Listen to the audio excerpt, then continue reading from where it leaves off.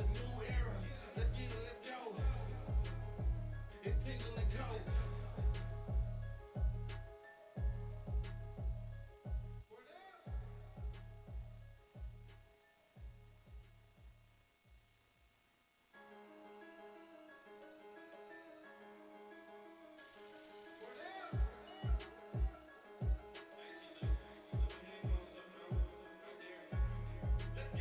It's Tingle and Co.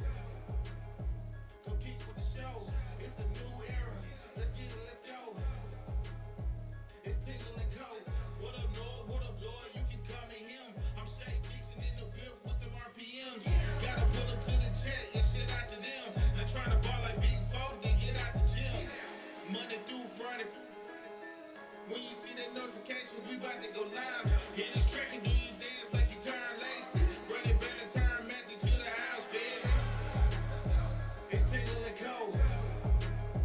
Come keep with the show. It's a new era. Let's get it, let's go.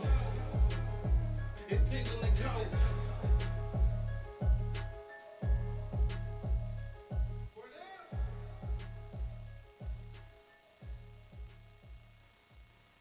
It's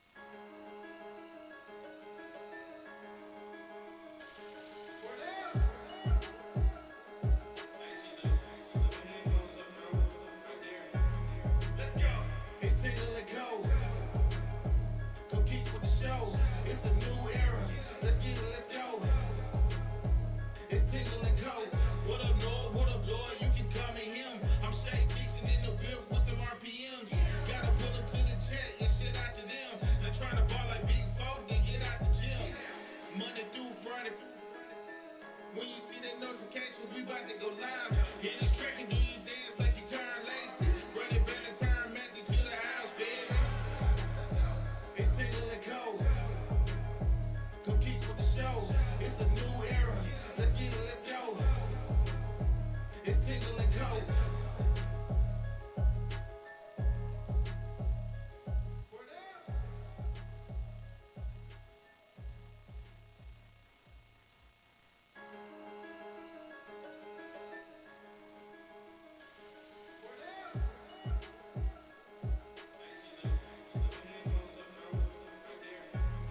I counted the people, and there were 364. But they sat in a funny way, like this. They sat like this. Nobody said anything. If you didn't talk, all you heard was birds. On the PA, and you couldn't understand them, and nobody cared. And I remember distinctly hearing the aluminum bat hit the ball like you normally don't hear because of the noise at Miami. It was so quiet. Bertman immediately put a charge into the atmosphere surrounding baseball at the box. Responding to Captain Dynamite's ad in the Sporting News, Bertman made the call not to the bullpen, but to curious fans who would respond to a World Series of promotions. Among them, Major League Baseball's San Diego Chicken. Families for his fan base, utilizing summer camp for kids. His players connecting with the community in a way unfamiliar to his athletic directors with backgrounds in football and basketball. They're not 6'10". They don't bench press 400 pounds.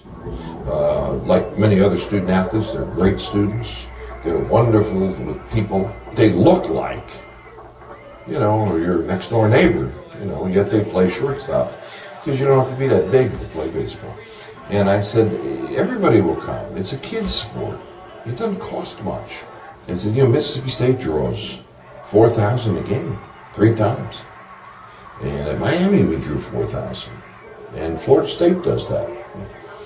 And the AD would say, you don't understand, Skip. You're just a coach. And I get that a lot. You don't understand, Skip. You're just a coach. And I said, no, you can do this. This is a money machine. They'd laugh.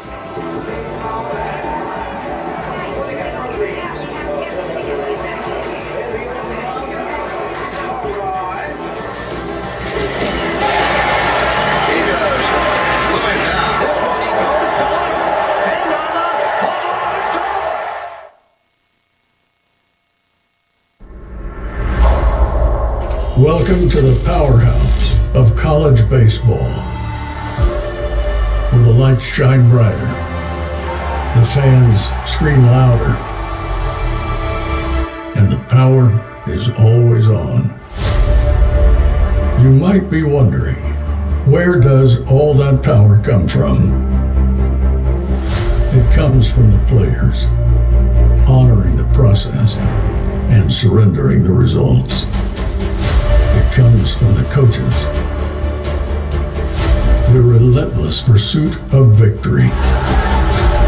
It comes from the box, through thick and thin. The greatest fans in college baseball. It comes from the past, the standard that's been set. And it summons the future, the standard that we raise. That's what keeps the lights on, the stadium packed, and the trophy cabinets full.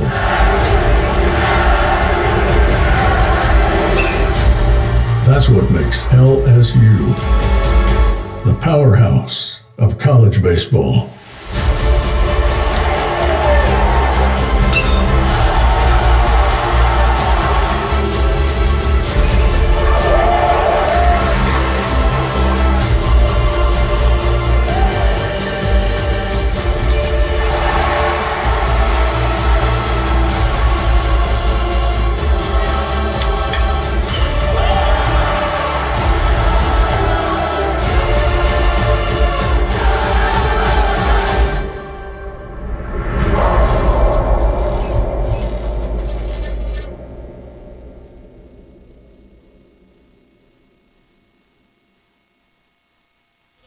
What up, Lloyd? You can call me him. I'm Shay Dixon in the whip with them RPMs. Gotta pull up to the check and shit out to them. Not trying to ball like Big Folk, then get out the gym. Monday through Friday. When you see that notification, we about to go live. Hit this track and do your dance like you Karen Lacey. Running Valentine Matthew to the house, baby. It's Tingle and Co. Come keep with the show. It's a new era. Let's get it, let's go. It's Tingle and Co.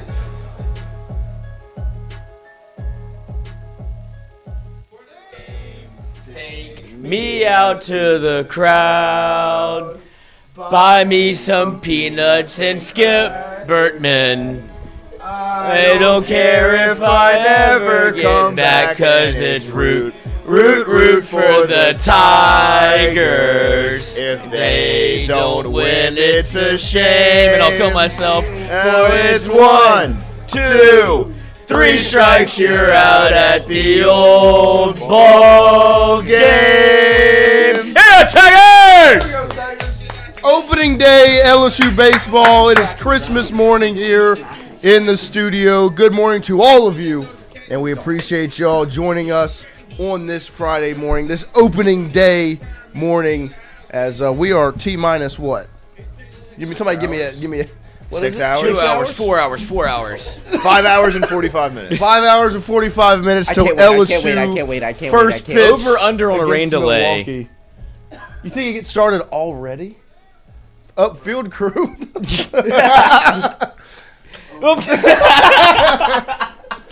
I'll talk to you about that later. It's time for LSU baseball. We appreciate you starting your morning with us. Don't forget, we are brought to you by our friends over at FanDuel Sportsbook. Download the app, hit the website, go check it out. There's no line, no spread on LSU baseball yet today, but whatever it is, cover, take it. We've also got, yesterday, the bet of the day was some hockey. USA covers. It cashes again. 8-1, the Tingle & Co. bet of the day. We didn't announce it on the show. It was in the Discord. So if you want to be a real fan, you want to make some money, you should get in that Discord. It's worth it, I promise. Absolute heater. Absolute heater. And we are going again today. Wisconsin money line over Michigan State in NCAA Hockey. men's hoops Oh, basketball. I thought it was baseball. The Tingle & Co. bet of the day, Wisconsin money line over Michigan State. Go ahead and tail that. 8-1 right now. The odds are ever in your favor. But it's time for some LSU. There you go. not basketball, baseball, not LSU No, basketball. well- we will talk women's basketball at Yes. 9:30 with Joe Schwartz, as there's a big-time game tomorrow night. Because the men's are dead and gone. Yeah, they also play tomorrow, but nobody knows about it. Couldn't have There you worked go. out better for that team, where there's baseball Oh, get buried and on the back women's- page, brother. and women's basketball, where nobody's going to notice No, what happens I didn't in want to Knoxville anyway. tomorrow. Because there is LSU South Carolina, number 6 versus number 3 It'd be in funny the if they PMAC won. tomorrow night. It would be sad if they won, because it'd be like, well, nobody is going to notice. Yeah. If a tree falls in the forest and nobody's there to hear it, it actually happened. But that's because it is a huge weekend of LSU sports. You had softball yesterday, they lost. But softball yesterday, you've got, you have gymnastics tonight, right, after the baseball game? Yes. You got opening day and then gymnastics, and then tomorrow you've got baseball again, and you've got Baseball women's again. basketball. Then on Sunday you got baseball again. And Then I on think Monday you got softball on baseball Sunday. again. Then on Monday you got baseball again. It doesn't get any better than that. This is how you live life in Baton Rouge, Louisiana. You just revolve around LSU sports. all we But this have. morning, we will we'll get some of the Jay Johnson clips from his press conference yesterday as he met with the media, made some announcements, and got you ready for LSU's opening weekend. We've also put together a prepare yourself for list. We previewed that a little bit yesterday, but we've listed out 8 things that now that baseball has arrived, you need to shift your mind from football to baseball and prepare yourself for these 8 things. And we'll obviously talk about the game this afternoon, as well as women's basketball with Joe Schwartz at 9:30. But everyone in the studio, good morning. How are we feeling? Vibes are high, it feels like. Yes. Phenomenal. Today's a home run. There you go. It's Christmas. It is. It really does feel like Christmas Day. As you've got, like, first day of LSU football feels like Christmas morning. Actual Christmas morning feels like Christmas morning, but not at the level LSU football season starts and LSU baseball season starts. That is Christmas morning, where it's just all this build up, all the excitement, and here it is. Today is the day LSU baseball gets One started. of those days you anticipate so much that when it gets here, it feels like you're still not ready. Right? It sneaks up on you somehow, even though we've been counting down. Been It feels talking like about I it. need this. The And I don't account know on if I'm Twitter ready. that's been posting Jake Brown pictures every day since they won the national championship. He posted today's and was like, it's the final one. I was like, wow, I've been looking Look at at this this picture every of Jake day. Brown Yeah. every day. Do you A think that different Jake picture. Brown was like, that's a lot? Hot take. Uh-huh. I like baseball opening day more than football opening day because football opening day is filled with terror. There are 2 different feelings. That's also the Brian Kelly opening day, so. Well, just in general, Right. like it scares the Just shit certain- out of me every year. I'm gonna. There's only I- 12 I of these. disagree. Well, Fun that- and scared. This is more fun. It's There's a little pure. more. That's there's, fair. That there's part Yeah, of much it's more true. This is pressure more. It's on like a it. coronation. joyous. It's a celebration. Yes, because it's right, just like right, baseball's right. here. Oh, fuck, Right. We have war tonight. Right. Yeah. It's not. I It's agree not with that. walking into the Coliseum. exactly. It's like That's what football game 1 It's, is. I could die today. Yeah. Right. I mean, it's exciting, but it's not as fun. Yeah. This is a hot dog This day. is just like. Oh, is it ever? Like, I don't think that when I think football. No. Like if you're opening like the first game of LSU season because they play big games Right, against big time opponents and lose, I'm not like, oh, I get to have a hot dog today. Today I'm like, I get to have a hot dog and drink whiskey. If you lose a baseball, like it's We're- baseball. they'll- being baseball. It's not the end of the fucking world. you Right. know? If you lose, yeah. That's if where you college go, football's going. If you go 0-1, hey. Like there's things. But yeah, no, I agree. I like it both is- feelings, It but is this much is- more of I'm not a saying I dislike, but No, you're not. Good take. Yeah, I kind it's of an- like the suspense of football. yeah, of course. No, I enjoy being But like. today is like yeah. an elevating It's just day where it's easier. like I know I'm gonna fuck. For today's The other sake, one is like for a blind today's date. we're all sake, just happy. for today's sake, Yeah. baseball is better. Yeah. When football comes, we'll say football That's is fair. better. no, it's just 2. It's 2 very different feelings. It's two. Yeah, that's all it was. Two And, feelings. that's why we made the list to prepare yourself for, because you have to shift mind. It's a very different mindset that it takes to watch baseball than it does to watch football. Right. Like it's 2 completely different. attitudes. Just yeah, and a And lot of times we can take the football mindset into baseball, and that just leads to Not well, not you. It's definitely not you, collective. Yeah. Not this room. but just LSU fans in general. You can take some football The mindset. unacceptable guys. Unacceptable. But I hate the unacceptable. we do have a super chat this morning. Cajun Curveball. Let's go. $5 super chat, 5 claps. Ready. Lloyd, you have to pull up the Morgan City versus Bossier soccer fight. Oh, Really have knocked you a seen guy that? clean That was out. crazy. LHSA playoff soccer is insane. Then he doubles down on it. $2 super chat. 2 claps. Ready. Lloyd, Bossier versus Morgan City soccer fight. Pull it. We will play that this morning as well. But I want to start it off with the prepare yourself for list. As it is LSU baseball season, we've listed out 8 things. We brainstormed them last night, put them on the list. 8 things to prepare yourself for with baseball season literally right around the corner, as you are 5 hours, 40 minutes away from first pitch. Case and Evans on the bump today. That was announced by Jay Johnson yesterday. The weekend rotation. Kind of the night before. Well, but officially, Evans, Moore, Schmidt, It has to be ranked. Friday, Saturday, Sunday. Who do we think is going to be on Monday? Cooper Williams. Cooper Williams. I'd go Cooper Williams or Paz. Yeah, I was thinking pause, but I would love to. I'm a big pause guy. Big Yeah, I'd Paz love guy. to see. I think that's a good spot for him early in the season. I've seen multiple people tweet about Williams and say like do the Griffin Herring thing, and Yep. Right. I just eat that up because I Yeah. loved the Griffin Herring. Like he's one of your best pitchers, but yeah. He's a psychopath, he is. But he's coming out of the bullpen every time, which is electric. and he's the least most intimidating person ever. Like that's and like you would Yeah. actually bite your elbows off to win. 1,000%. Messina says Newt will get the ball on Monday. Ah, Not a bad show, It's not honestly. a bad one at all. But the Kevin Guidry. prepare yourself for list as LSU baseball has arrived. You need to prepare yourself for these 8 different things, very different things. Some of them are kind of comparable, but they're very different. You've got to prepare yourself for hashtag never bunt. Just go ahead and get ready for it. It's going to happen. You're going to see it. It's going to piss you off, but you shouldn't let it. You just can't pick and choose the moments in which you. Because the annoying part about it is It's a part of when baseball. when bunting doesn't work, you'll see that. When it does work, and there are benefits to it, you will not. Nobody says a word you will about not great see bunt anything there. about hashtag never. They're not going to say, "Oh, hashtag always bunt." You know what the point of baseball is? No one's ever said hashtag always. What is it? Get a runner from first to second to third to home. Yep, Sometimes when you do, score some runs. it does. Right, Because if you get to second, it's easier to score than it is from first. it is. That's why it's when you're at first, you're not a RISP. Nope. But when you get to second, what are you?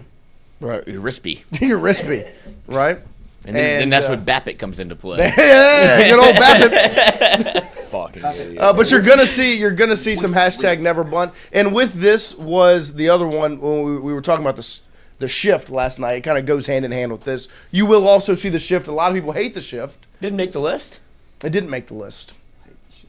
But it falls under the same category as the bunting, as well as some lack of trust as well.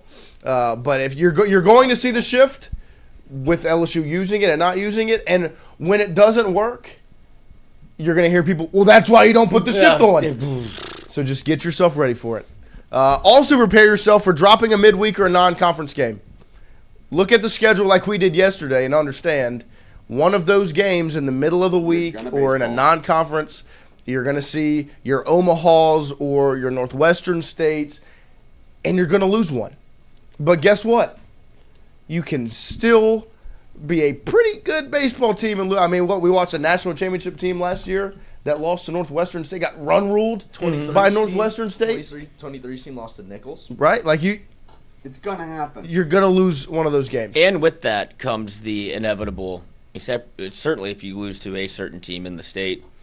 Oh, well, we beat the national champions. Yep. And that's also on this list. It's number 4 right The there. transitive title. Opposing fans. Some worse than others. Of course, we're used to dealing with opposing fans.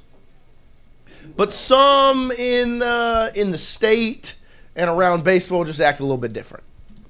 And just prepare yourself for What that. happens when everybody's Super Bowl? That's what at 1,000%. That's what happens when you're the flagship university of the state. If you're on Twitter as much as I am, you know, like Tennessee, that rivalry has been bad for a couple years. I think it's going to change now with Vitello gone. I think it's migrating to Mississippi State. They've been very vocal about. They have like the same kind of feeling we have with like Lane right now for football. Right. They got a new coach. They have a good roster. Like they are talking a lot of shit to LSU fans on Twitter right now. I think Ole Miss is trying to get into that arena as well. I think they are too. They've been posting a bunch of like their the SEC tournament. Yeah. Well, you do like your 3 days, 2 days, 1 days, and every clip is It's like the same them clip. hitting a home run agaget LSU. Yeah. And I'm like, how is this? And it doesn't relate to it at It all. doesn't relate to the 2 days or 3 days at all. It's always LSU. It's just because Lane. well, not just Lane, but the LSU logo. Even if the Lane Kiffin wasn't happening, they would still post an LSU clip because it's the brand, right? It'd be like when you're making a play like that against LSU, it means a little bit more because LSU's just that much better. Also, Fanhood is totemistic and tribalistic. It's Durkheim. And it's simple human nature to be tribal and violent. And, It is true. And hateful about these things. So It it is. will happen. They will be obnoxious. It's simply sport. Yeah, that's the opposing fans. Also, Ole Miss, if we wanted to, Bianco would be the head coach at LSU. If we want to take that coach too, Oh, yeah. No, we You can take attach that shade too. whatever coach. Next, the other one on the list is slumps. We skipped right over slumps. Prepare yourself for it. Don't bash a player because at one point during the season they maybe strike out a little bit more or lose. Like what was it? Milam last year. Milam what last 2-11 in SEC play. Yeah. And then you get to the postseason and what happens? Milam. He was the best player in the country. He's the best player in the country. Those things are going to happen. Bear Jones. Bear Jones 0 for 5 in a College World Series game. Hits a homer the next time out. 4 strikeouts. That's a slump. It happens. Well, there was a time where Curiel's on base streak ended because he wasn't performing at the same level at the plate. Those things are going to happen. And then his next game, he went 4 for 4 with 2 doubles, a single, and a home run. Mm-hmm. That's baseball. It's hold your breath and don't be reactionary. Yes, That's basically it. 100%. Just wait 10 seconds. 100%. before you fucking say it What out happened to loud. the accent? Oh, Lloyd gave me a look. Don't do the German. And Lloyd, I want to let you take the next I know one. he likes it. The fifth one after think opposing Barry fans is it's all you. I want you to take that one. 2, 4, 5. Yes. Prepare Can't- yourself for Can't happen. unacceptable. That is unacceptable. I agree. If anybody has earned trust, it's your head man and Jay Johnson, old number 2. Because even with teams that weren't as capable as some, he still finds ways to win and make you competitive. But now he's holistically put together a lineup that is his. And he's won 2 in 4 years, and now we're going to year 5. 2 very different teams. Mm-hmm. Where one was maybe one of the best collections of talent ever in the sport. Talk about the pressure. The pressure to perform and does it. And then the second one last year where his fingerprints all over the roster, the lineup, and the wins. You look at the wins, especially when it came down to it. It's him moving pieces by piece. Stanfield come out, Brown go in, 2 runs, you're ahead, right? All of those things. That's Jay Johnson. If he has not earned your trust at this point, I don't remember Don't anybody even turn- bitching don't about even turn Anthony it. Ianson coming in as a We reliever turn the last game. year. We really do need to make sure that we're all like aware, and when we hear that first person right? that does the fire Jay Johnson, We stoned them. Stab him. we got to make sure everybody. Fair knows. enough. I think that conjecture will calm down though. Like last year, I felt like it was there- talked about a lot because of the year before. I would think it would calm this- down a little I bit. think we're not. I don't think There's we're gonna always see going to be as people much. that are going But to. somebody- They want to be somebody the "I does told this. you so." Right. All the Yeah. more amazing. Those are the worst. You The will see people it who not basically much, though. put their agendas Ahead above of the LSU truth. baseball. And they're like, oh, we lost. I was right. The bullpen sucks. Okay, you're cheering against LSU, you Right. fucking asshole. Exactly. I hate Personal that. Darknesses they can't overcome. And so There you go. it's going There to you happen go. because Come on. it's just bound for the fans and for those fans, right? That section of the fan base. Never believed in him anyway. We'll Told start, y'all. We'll start to attribute wins to the players they hated on the year before, right? They were hate that people were not big fans of Bear Jones. I heard a lot of conjecture during the postseason about how much Bear Jones should play in the ABs. But then they're going to go, well, I guess Jay Johnson can't do it without a guy like Jared Jones. Well, I thought you hated Jared Jones. I guess he can't do it with a day 2 starter like Anthony Ianson. Why is he your last Saturday year- guy? Last year you didn't like. Prepare yourself for it. That's why we have this Why is list. he bringing a starter out in the pen? prepare yourself for rain delays. Today. Might get started early. They're going to happen. Jay Johnson has proven time and time again to have a very good finger on the pulse of the weather. There's not a coach in the country, and I'll in a lot of ways I'll take Jay Johnson. But when it comes to knowing what's going to happen from a weather standpoint and making the right decision, very rarely has he not. Doppler J. It's impressive. Well, and he talked about, this was another thing that, what do you say, I guess you would say he maybe started off on the wrong foot for some LSU fans whenever he moved opening day to the afternoon as opposed to it being a Friday night game. Mm-hmm. And we talked about this with him because it was a point of contention to come into LSU your first year. We're playing in the afternoon. And it's like, what made you come to that decision? It's like, first of all, weather, because it's usually cold and not conducive for players. He's like, I'm looking out for my pitcher's health. Do you want Paul Skeens throwing when it's 42 degrees on Friday against Milwaukee? Or do you want to throw it at 68 degrees against Milwaukee? Like, I'm looking out for the player's health. And that's, when you look at it from that perspective, good decision. And now you can even fast forward to now where it's become a holiday. Like, people are taking off. Right. He gave you a day off. Yeah. Good decision. Yeah, it's a great decision. Now people love it. We've got 2 days off because on Monday. So that's a day game as well, isn't it? On Monday? I'm pretty sure it's at like 3 p.m. or something, which could also during the day. Could also get you off work a What little do you bit mean early. start? Next up on the list, prepare yourself for aggressive base running. You brought this up, Wyatt. The different ways that there are aggressive base running. So just be aware. If there's a runner on second and the ball is hit to the outfield and it gets down, the runner is going home. It does not matter who the runner is. That runner is going home. It's going to look – there are going to be some times – Fucking slide. Yeah, that too. Why the fuck is Zach York going home? No! But take him out!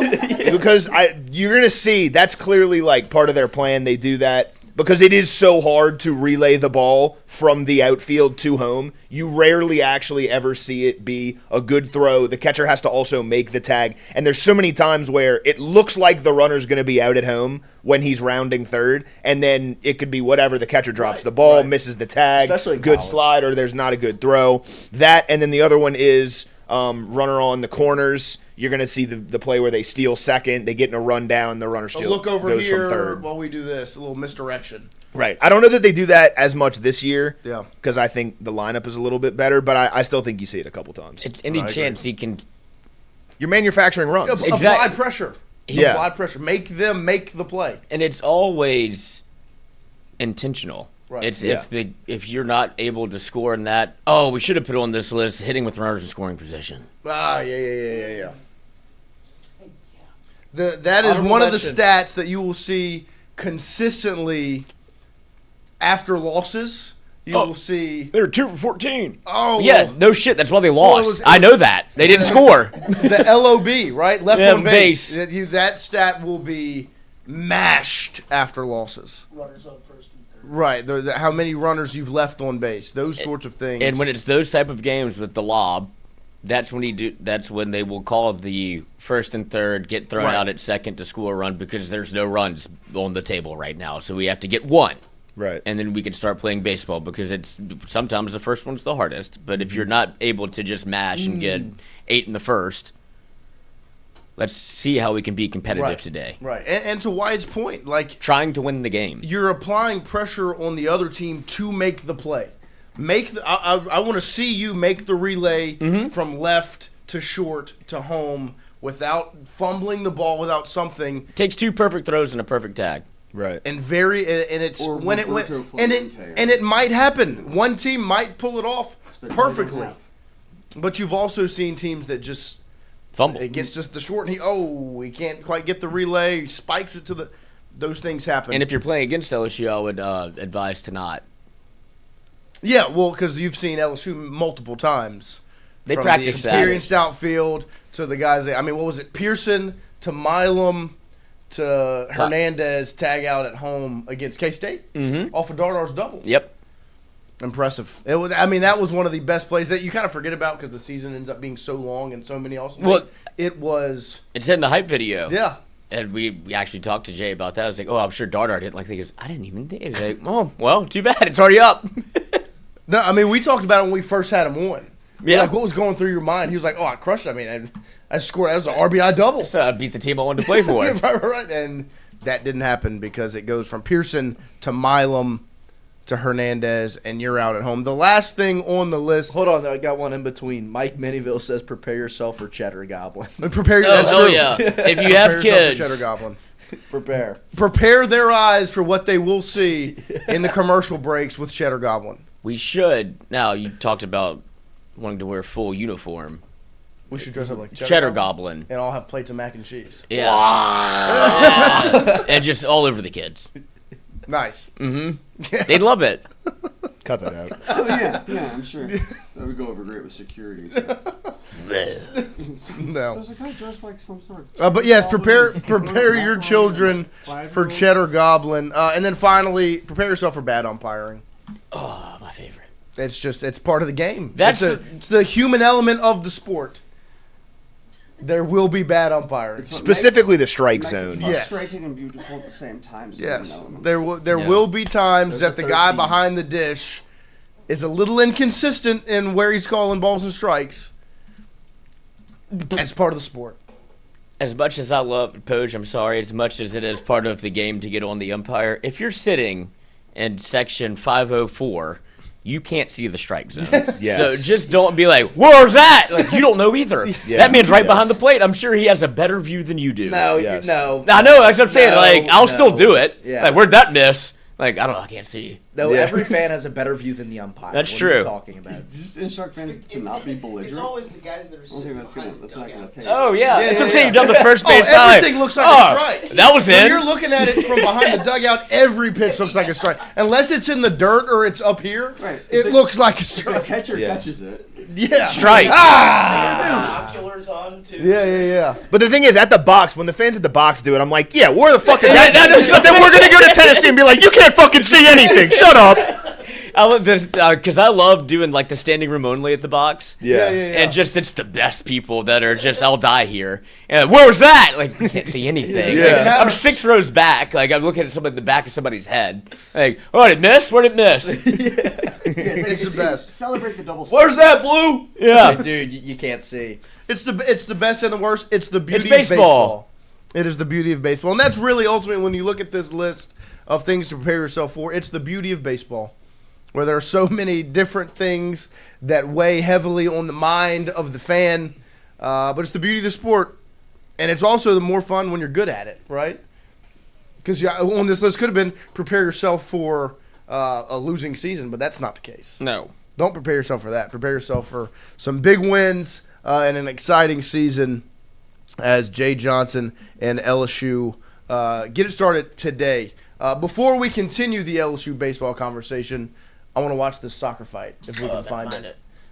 Because we're going to get into Jay Johnson's answers from his press conference yesterday as he just discussed the baseball season, previewed the season the day before it started. He talks about his opening weekend rotation, the depth of the infield, why he plays as many guys as he does earlier in the season, and the importance of the bullpen, especially with this roster, because that might just be the strength of this team with as talented as they are, as deep as they are in the bullpen. It's going to be big time. Evo, when it comes to calling balls and strikes, question everything, of course.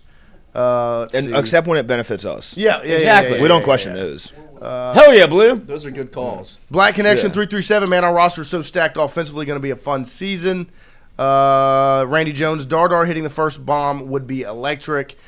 Zach York would get the biggest pop if he hit the first home run of the season.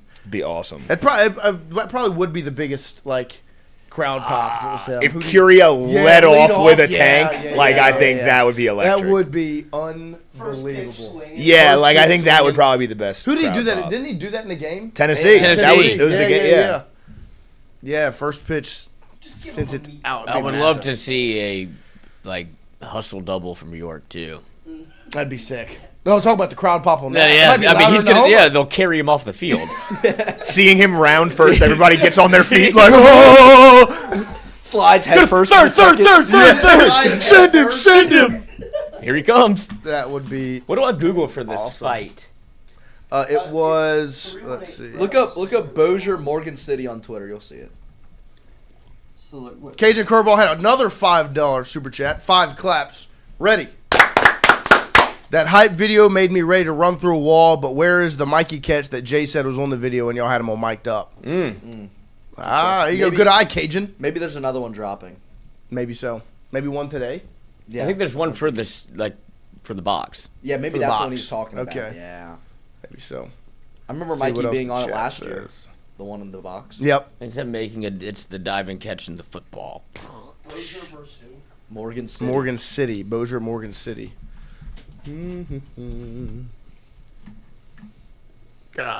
Just rolling through the chat. Yeah, Messina says Newt Cowan on Monday.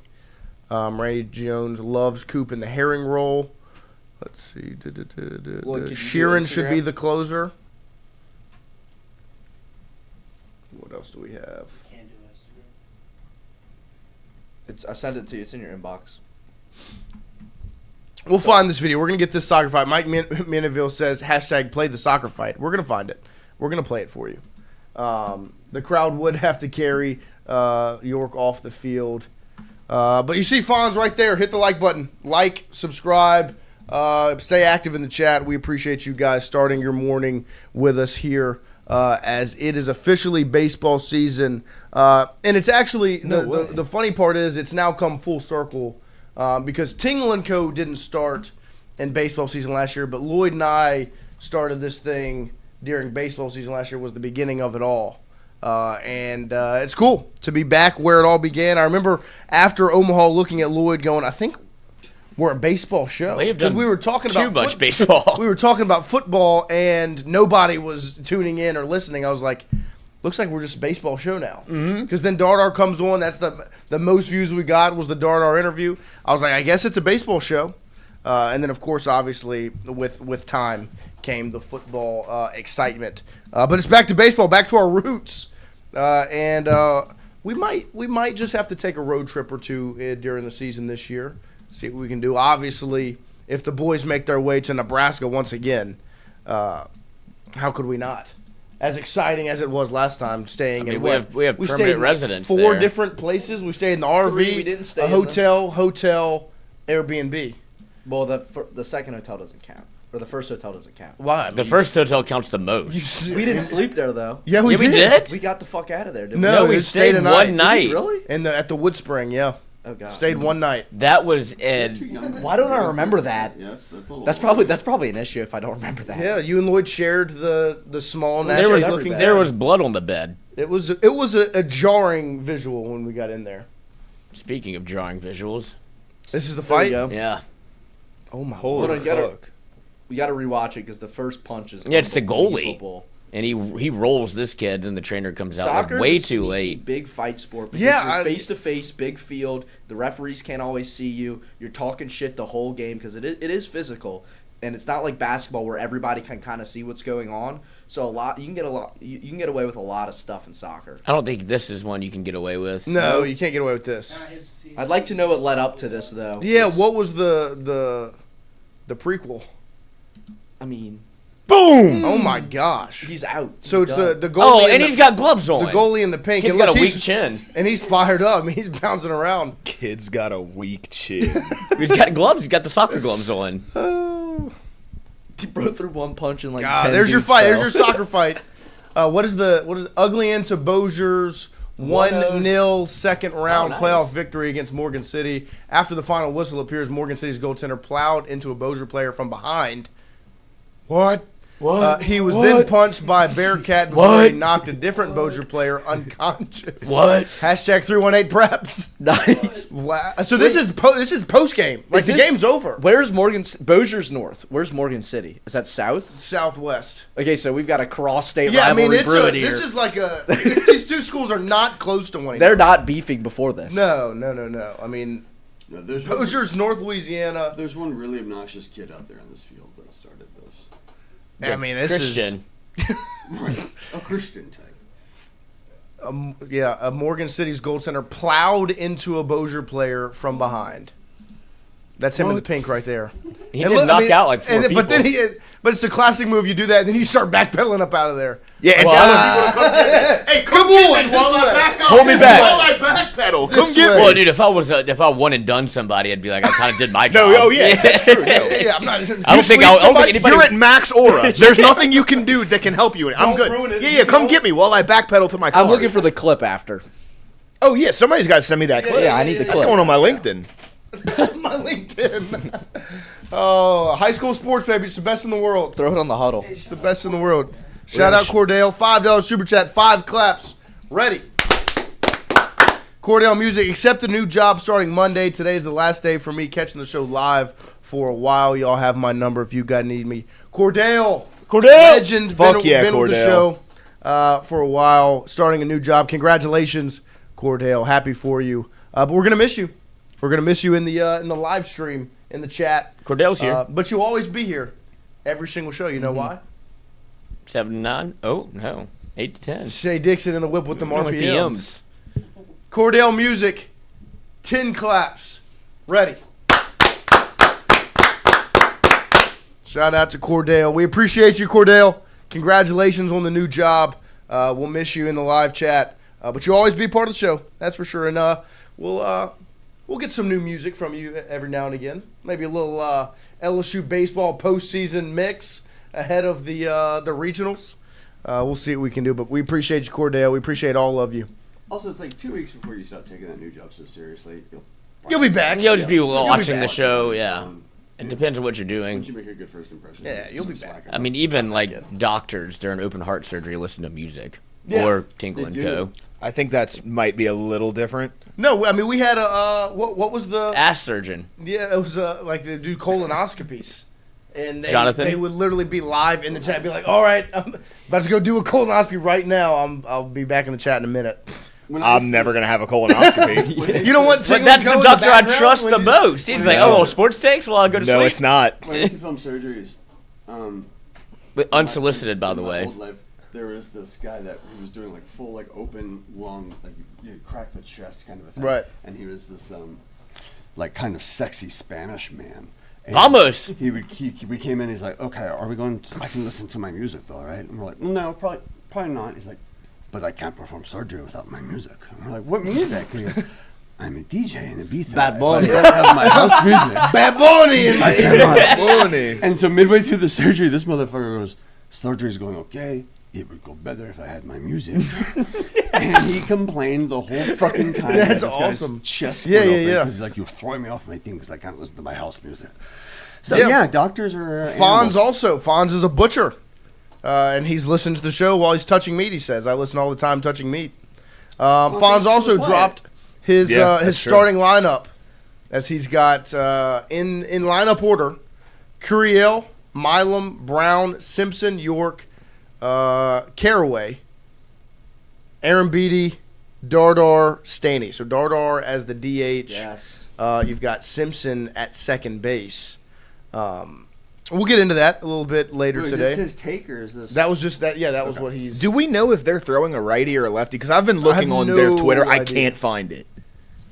Oh, I think Milwaukee's. 'Cause Well, Jay even baseball said- doesn't have a strong presence? Well, I saw it on Twitter. They've posted a couple things the last day or two, But but, they like they haven't released posted the their rotation. And Jay even said in the press conference yesterday he wasn't gonna announce our starters until they announce theirs. But I haven't seen it anywhere. Let's see if I can find. Because it my here. lineup prediction changes based off if they're course. throwing a righty or a Who they're lefty. pitching, of course. Let's see. It's like the- Who was it? Was it Arkansas? Matthew Mueller from Milwaukee, Mueller. left-handed pitcher. Ah, so that changes it a So little lefty. bit. That does shift it a little bit. So you're going to see Jake Brown versus a lefty Out the Right gate. off day the one, bat. baby. And if it doesn't go well, suck it up and deal with it. It'll Uh-huh. be fine. Yes. That's just part of the game. Just, Play it every day. Just play it every day. Pearson in there. Yeah, bench him So it will already. be that will be an interesting because you do have a It lot would of be- good it- lefty bats. It would be funny if he started putting Big John. Big John in for Brown. Big baby John And he's like, Pearson? it's just you and Pearson again. Let's do it again. Brown and Pearson. They're also like best buddies. The Pearsons and Jake Brown, like family basically.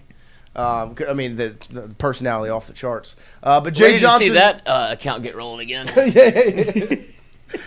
Jay Johnson spoke with the media yesterday. Shout out to Poggi. Got some of these clips cut up for. Speaking of starting rotations, we're going to get Jay Johnson talking about his open weekend rotation officially announced yesterday. Kason Evans, your Friday night guy. On Saturdays, it's once again the transfer. And this time it is Cooper Moore from Kansas. And then on Sundays, our special boy, wild boy, William Schmidt gets the start as your Sunday guy. Here is Jay Johnson talking about the opening weekend rotation, as well as questions about who may go on Monday as they play Kent State. Evans will pitch tomorrow. Cooper Moore will pitch Saturday, and William Schmidt will pitch on Sunday. See where we're at, going into Monday. And I've had a lot of questions about that over the past week, and all of you worked so hard. I didn't want you to think I was prioritizing giving that to anybody, so I waited to give it to you all at one time. So I didn't want to get off on a good foot. So, but we also didn't know their rotation until just actually probably today. And so the competitive, I want to put our team in position to be successful and make sure we don't give away competitive advantages. So.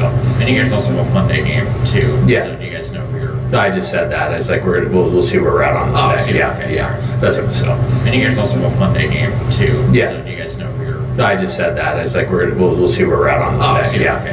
That's okay. There's a lot of good options for that though. But what has William done to sort of earn that third spot? So. I think he gives us the best chance to win that game on Sunday. There you go. There's Jay Johnson talking about that opening rotation. Shout out to Koki Riley. Picking up right where he left off. And prepare yourself for Koki. Legend. He does a great job covering LSU baseball, and he's going to get the questions asked. No doubt about it. He just had that one in the chamber, and he's going to ask it regardless, even though I just answered that. Yep. That's what they do. It's a good little repartee they have. A good relationship, 100%. But it's going to be Evans, Moore, Schmidt. Was anybody surprised by the starting rotation? I think that was pretty uniform in what you expect. I don't think anyone was surprised by Kason Evans this Friday. Moore and Schmidt, I think that was kind of the expectation of what it was going to look like. The next one I want to play is Jay Johnson talking about the importance of the bullpen. It is a key part of this team, and you've seen it play such a big role in the past championship teams. Last season, you had to see guys come out of the bullpen, step it up. Evans, Cowan, Cooper Williams, those guys that have Chase Shores, that were just massive in winning games down the stretch. Go back to 2023, Riley Cooper, bullpen legend. We talked about Griffin Herring, how important he's always been out of the pen. Nate Ackenhausen back in 23. It's a huge part of the sport of baseball, and this season might be the deepest the bullpen has been. Here's Jay talking about the importance of that group going into 2026.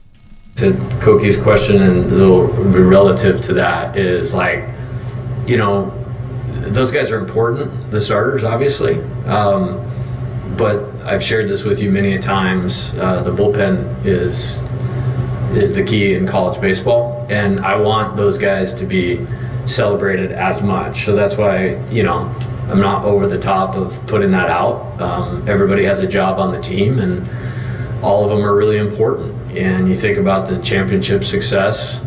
Obviously, Paul Skeen's once in a lifetime.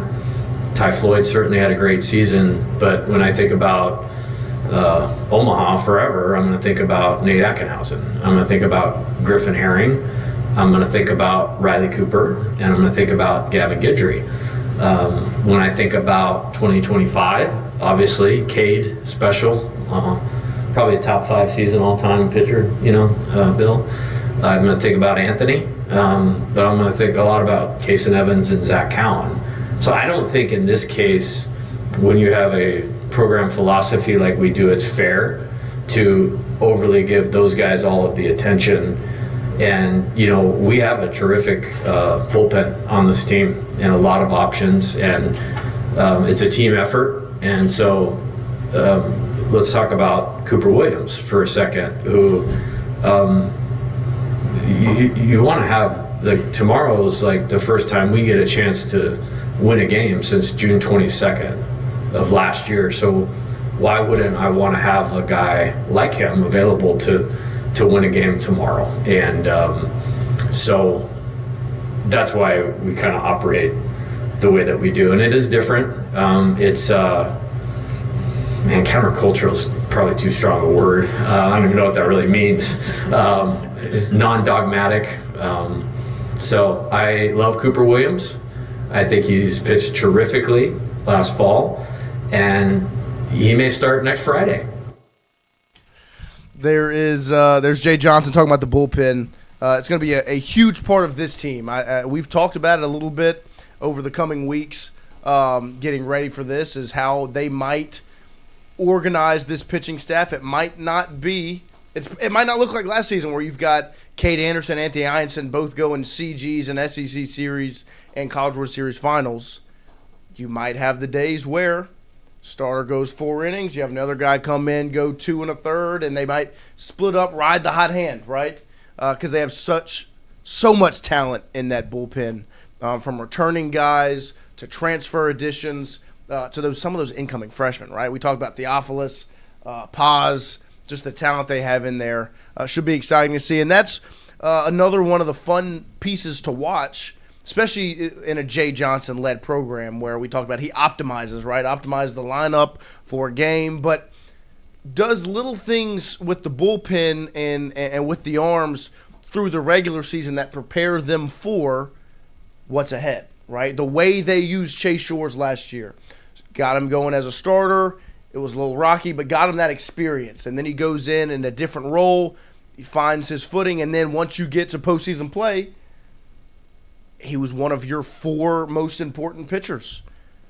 Right outside, you had your 2 starters, Case and Evans, Chase Shores were your 4 most important guys, along with a Zach Cowan who stepped up. The way he meticulously strategizes throughout the season, those arms, it's going to be fun to watch. He's been talking about bullpen arms since he's gotten here. Right. Because he knows that all of the guys that he's recruiting are starters in high school and they want to be starting pitchers. And he is adamant that, you know what might be more important than starting a game is closing a game or being able to pitch when it's actually like the game is in balance. And so he's been trying to preach this message of it's not a slight if I'm bringing you out the bullpen or sending you to the bullpen. I know all you guys used to, right, but it's like it means I trust you. Starter from your head. Right. You're a pitcher. Yeah. And that's what he's trying to like convey, and it's worked, but it's a tough message to sell to guys that are all I'm the 3rd best pitcher in the state. Yeah. And it's like, what do you mean I'm coming out the pen or I'm going to throw an inning or 2?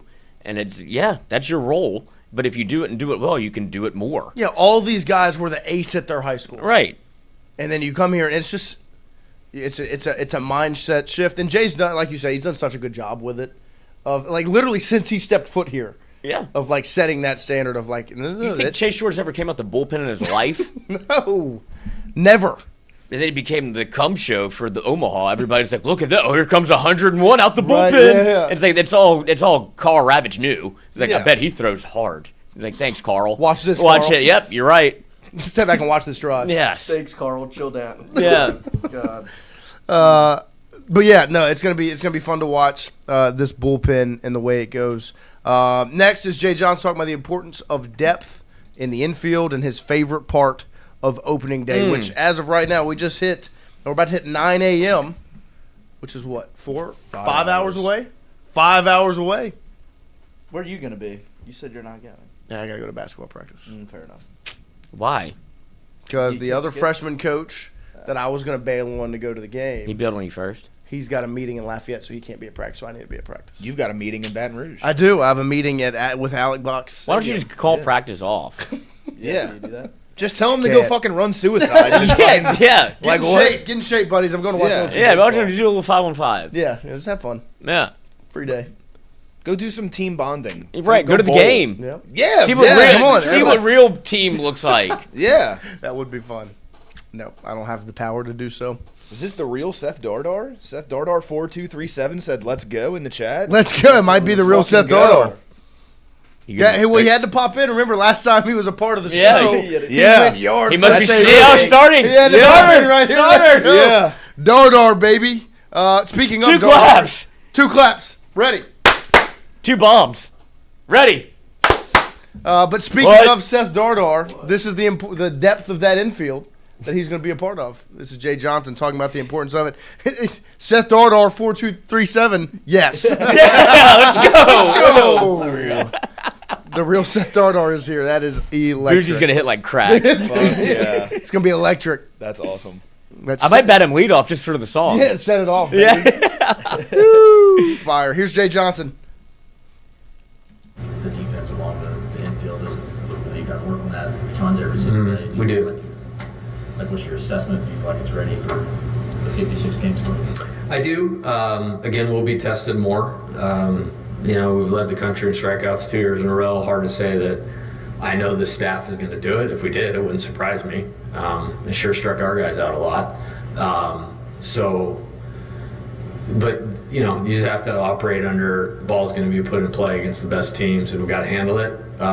We have the best shortstop in college baseball. In my opinion, no question about it, especially from a defensive standpoint. I think his leadership skills have really elevated the way the rest of the guys are capable of playing out there. I think, when you look at Zach, really good first baseman defensively. And then there's going to be some mixing and matching at third base and second base within games. And as we go, I like the guys that are going to be a part of that. We got some work to do. We'll continue to do work. Made it a priority. I think, not that I didn't know it, but I took over the infield after the first year to make it better. And I don't know that it's anything technical other than if the head coach is coaching that position, the players believe that it's important. Each team has really answered the bell, since then defensively, and the expectation is that these guys will as well. What's special about opening day? Everything. I think if I ever get to the point where I don't feel that it is, I'll stop coaching.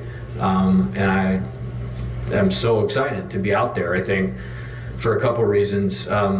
Nobody sees what's going on all the time, and you guys cover us better than anybody covers us in college baseball. But the amount that goes into getting to this day, some of this started before I'd even coached a game here. When you talk about, relationships with some of the players on the team and recruiting them to LSU instead of Arizona. And we're starting our 5th season, so that's a long time ago.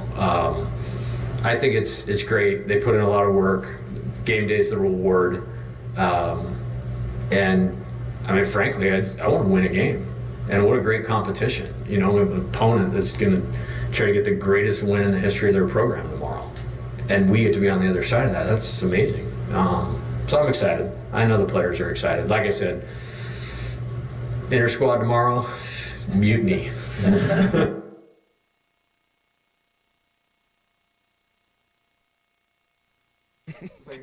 Welcome back here as we are live from our Southern Regional Medical Center studios.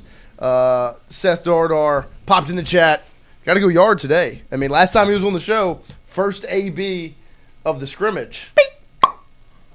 Out of there. Going to do it again. That'd be heavy. That ain't no guess. That's what it's going to be. Huge stock boost for Dardar. Massive stock boost for Tingle & Co., baby, if Dardar's using the Tingle & Co. magic Rising to get out of tide there. raises all ships. I better see some good defense. That's what I want to see out of Seth Dardar. Some electric. Because, look, he doesn't have his mate. Well, he won Defensive Player of the Year. Yeah. He better play like a Defensive Player of the Year. That's what I want to see. All right? Oh, that's awesome. Yeah, no, look, and that's one of the parts about last season's team that I don't think gets underappreciated, but you can forget about just how elite they were defensively. How fired up do you think Seth Dardar is? Oh my gosh! First game in the box. That's the thing. It's us, right? Yeah. It's really us. And we're good enough at baseball to go play at LSU. Yeah. It's Wyatt. It is literally me. Like, I saw it. I played on the same team and was like, that dude's fucking cold. Yeah. I'm not. Yeah. Like, better learn how to read better. Yeah.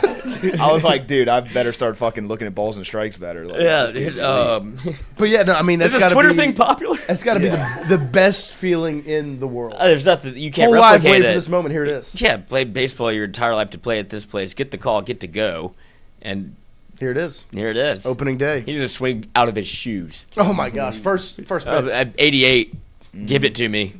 Hiya! What? Oh shit, it's real.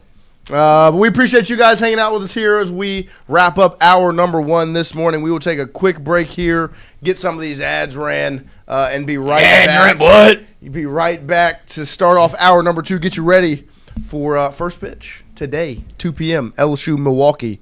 Be back in a second.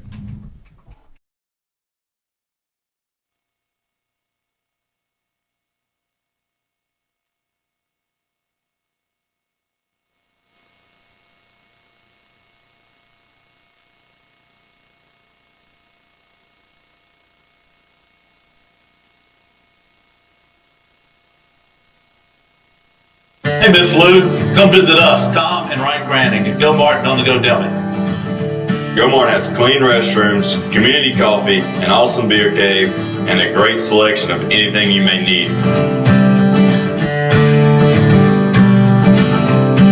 Located at the corner of Highland Boulevard and Highway 61 South in Natchez. Also stop by Wardo's Po' Boys at 309 North Broadway on the beautiful Natchez Bluff. Where everyone is family.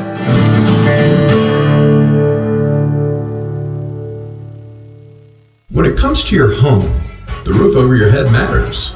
At CAS Roofing, we don't just install shingles, we build peace of mind. With years of experience and a commitment to craftsmanship, our team shows up on time, gets the job done right, and treats every project like it's our own home. Whether it's repair, a replacement, or storm damage that caught you off guard, CAS Roofing is ready. We're local, we're dependable, and we stand behind every nail, every shingle, and every promise we make.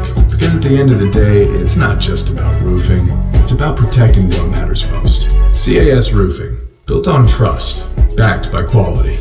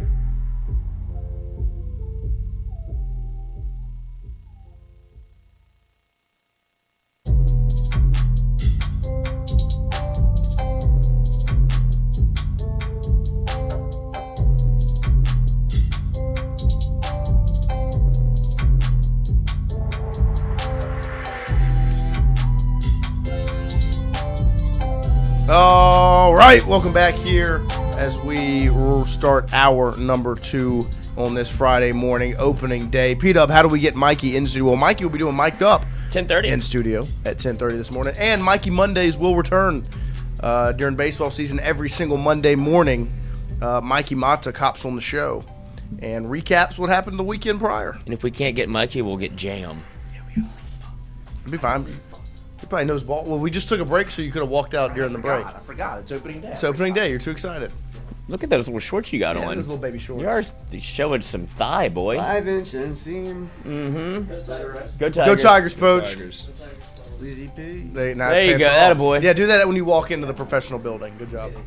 I'm kidding. Yeah. I'm kidding. Bye, Chrissy. Bye, Poachy. He's just joking. Wisconsin money line.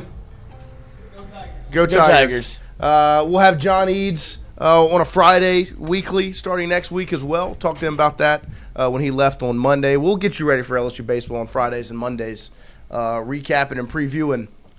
As it starts today, LSU baseball first pitch in at 2 p.m. LSU versus Milwaukee. Milwaukee appears to be starting a lefty versus this lineup, which you would make you assume maybe a little righty heavy in the lineup. Do you think? Well, we do know one person that is probably most definitely is going to be in the lineup, and that is one Jake Brown, who talked about the meaning of opening day. There you go. And what it means to be an LSU Tiger. And I will play that right about now. Shout out to my producer. Special with running onto the field for the first time. Yeah, I mean, you spend, I think it's about 6 months just training hard, going at each other, just really working, and then the day that you finally get to hear an umpire say play ball against another team is something special. I mean, you're running out there in front of 12, 13,000 of the best fans in the country. It's just a super exhilarating feeling, just knowing that you can go out there and just finally get to compete against other people. It potentially could be the last time you were out there, take that rightful spot here on opening day. So you think I'll relish it a little bit more tomorrow? Potentially. Yeah, I mean, I try to just look at every game like it's the one in front of me. So just being able to go out there, try to never take it for granted. Just the feeling that I get out there, like the adrenaline rush of running into right field, the student section, our guys go in, Kaysen's walkout music's going to be playing.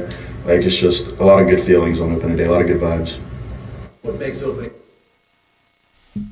Opening day, it's the best in the world when you can trot out there, get this season started in front of the best fans in the world. As he'll trot right back out there into right field, right by the students, cutting up out there. It's an exciting time. Hat tip, boys. Hat tip is as the lineup will face a lefty. You'll get to see Jake Brown, lefty on lefty, get it started early.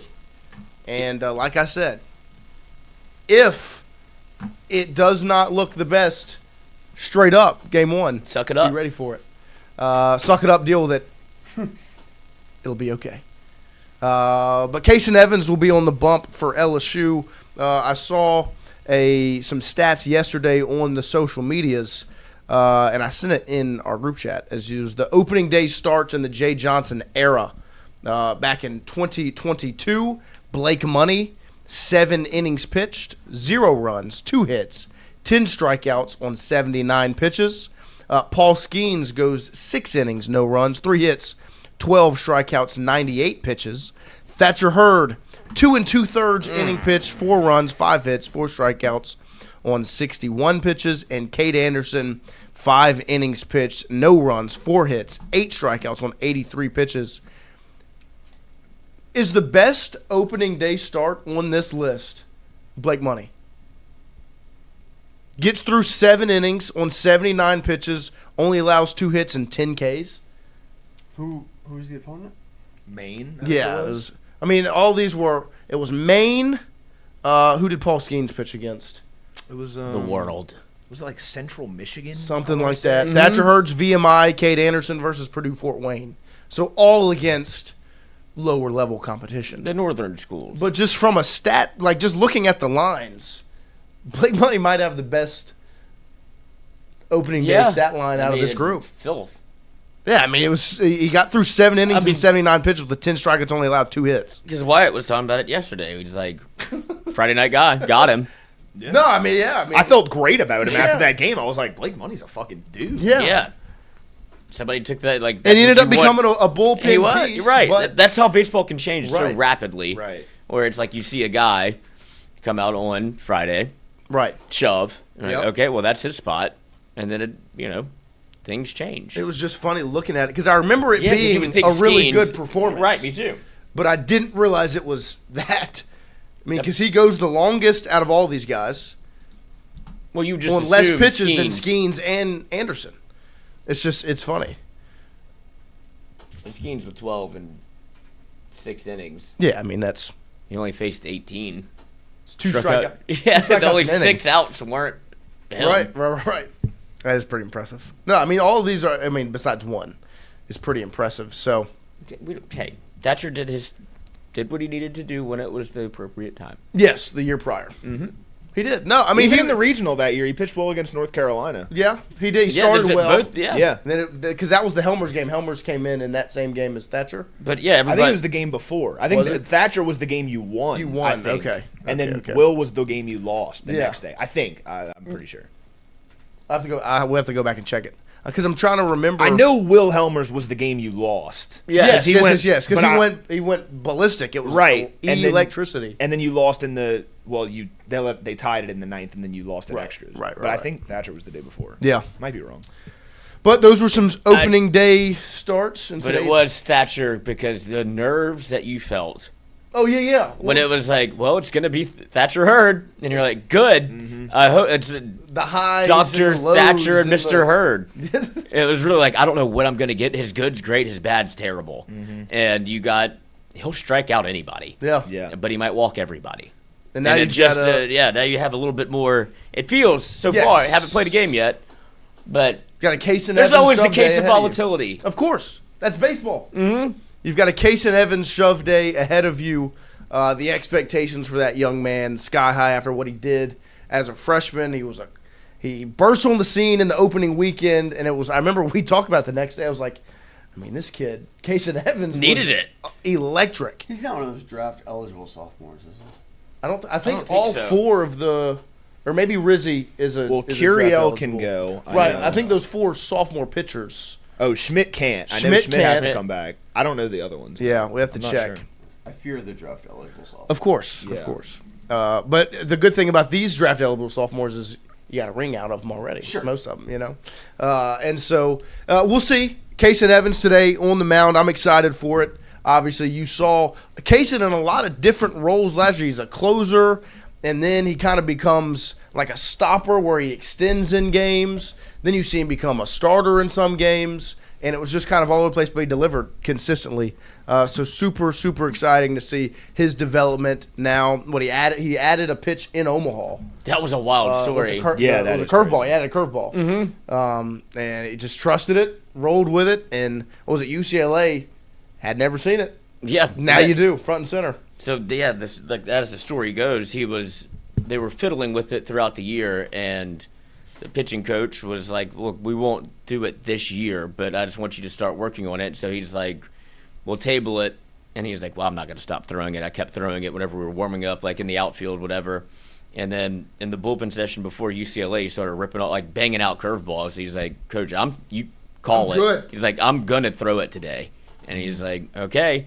And then you have the video of him shaking it. He's like, I didn't shake rarely. Like I was like, whatever, the pitch coach is calling, I'm going to agree to. But he shakes 3 times. And Poppy was like, I don't even know if I don't know what he wants me to call. So he just puts down 2. Yeah. Mm-hmm. All right. And it's a banger. And so for him to add another pitch, I think can help with his ability to not have to rely so much on just, let me rev this thing up. Right. And Going 98, 99 every time. That's insane confidence. To pull that out in the biggest game of your season to that point, it was you're technically coming out of the bullpen. You're basically starting. It's basically a start because that was you were picking up the UCLA game to just start throwing a brand new pitch you haven't thrown all year. I mean, that's unbelievable. Yeah, no. When he oozes confidence every time he's out there. I remember watching him in that first game. First time I'd ever seen him pitch because I I wasn't watching too closely to some of the news. So that was the first time I'd really watched him against Purdue when he came out there, and he's just ripping the fastball and just like there was this swagger about him on the mound that he had. Yeah. And you saw that kind of stick through because then in where were they? Fort Worth for the little in-season deal where he closes against DBU and then he closes against what was it, K-State in the first game of that. K-State. Like it was back-to-back on like a Tuesday and a Thursday. He closes out those games. I'm excited to see his development as well as the other guys. Cooper Moore on Saturday, the transfer. You've seen it's worked out over the last 3 years. The guy you've brought in through the portal. Skeen's obviously different level, but Holman and Jump, you get them out of the portal, they step up big time. Last season, Ianson is your starter out of the portal. This year, it's Cooper Moore. And I think if I remember correctly, when LSU got him out of the portal, we sat back and looked at it as like, that's kind of this. That's the script, right? Right. Go get another starter out of the portal, see how you can develop them. He had a good record at Kansas. Well, he was 7-3 at Kansas last season. I'm trying to see if I can find some of his numbers there because I had just looked at him a second ago. To replace Ianson in my heart. Of course.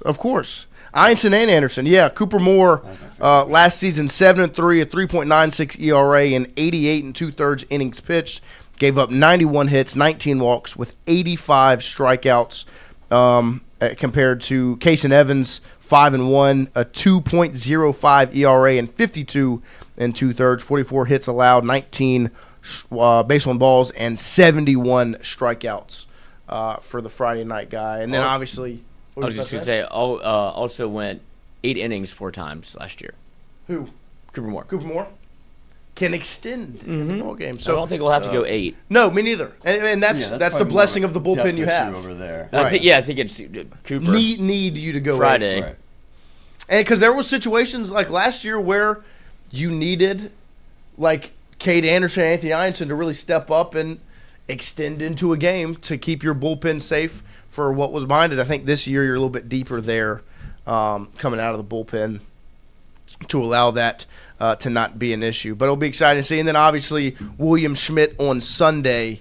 Because someone asked me, Cooper Williams, why was it Schmidt, not Cooper Williams yesterday?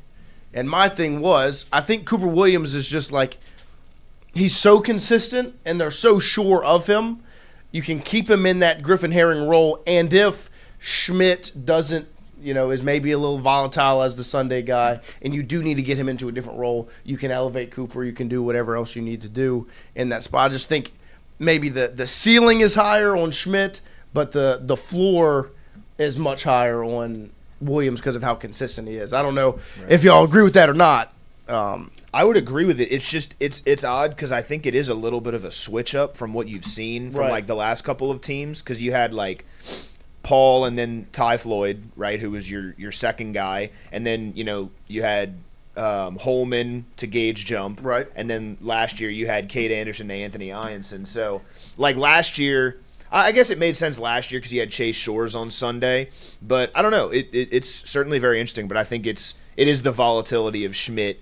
You don't know if he can definitely hold down that spot. You want him to go out there and show his ass basically and just lock down that Sunday spot. I wonder how much is like conversations that you also had with the player, because he was so highly recruited, right? Right. That it is sort of like, hey, we're gonna come out and we're gonna give you, this chance to be the third starter. Yeah. Because that is kind of, it's the only thing he does. So that's who Schmidt should be. Yeah, exactly. Yeah. So.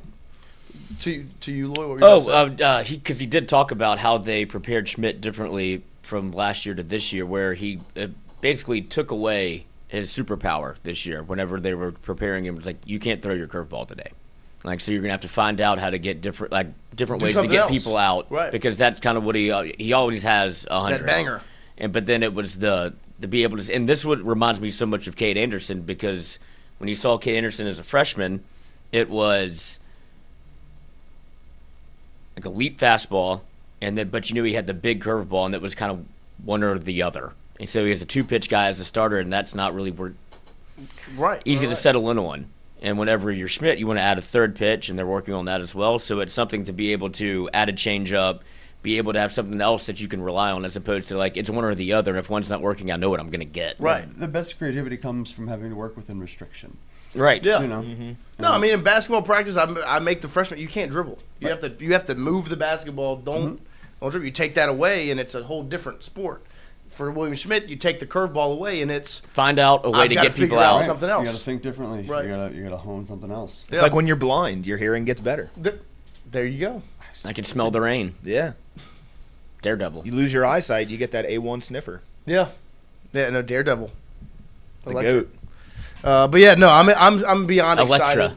excited. Terrible casting. I'm beyond excited to see Schmidt on Sunday. Because like we've said, I mean he's going to be the most talked about person on the roster. Yes, and has been. Mm-hmm. And he'll continue to be. He'll get the lion's share of the blame or the credit, and he won't even get that much credit. Like this is what you're supposed to be, right? And it's because everybody saw it at Catholic. The expectations are high. Yeah, you were supposed to be a first-round pick, hometown kid, and that's where it could be either you can be Kate Anderson or you can be Thatcher Hurd. That's a great. There's two ends of the spectrum there, right? Yes, certainly the spectrum. The expectations are extremely high for Hurd going into 24 after what he had just did in the final. Anderson going into 25, he answers the call.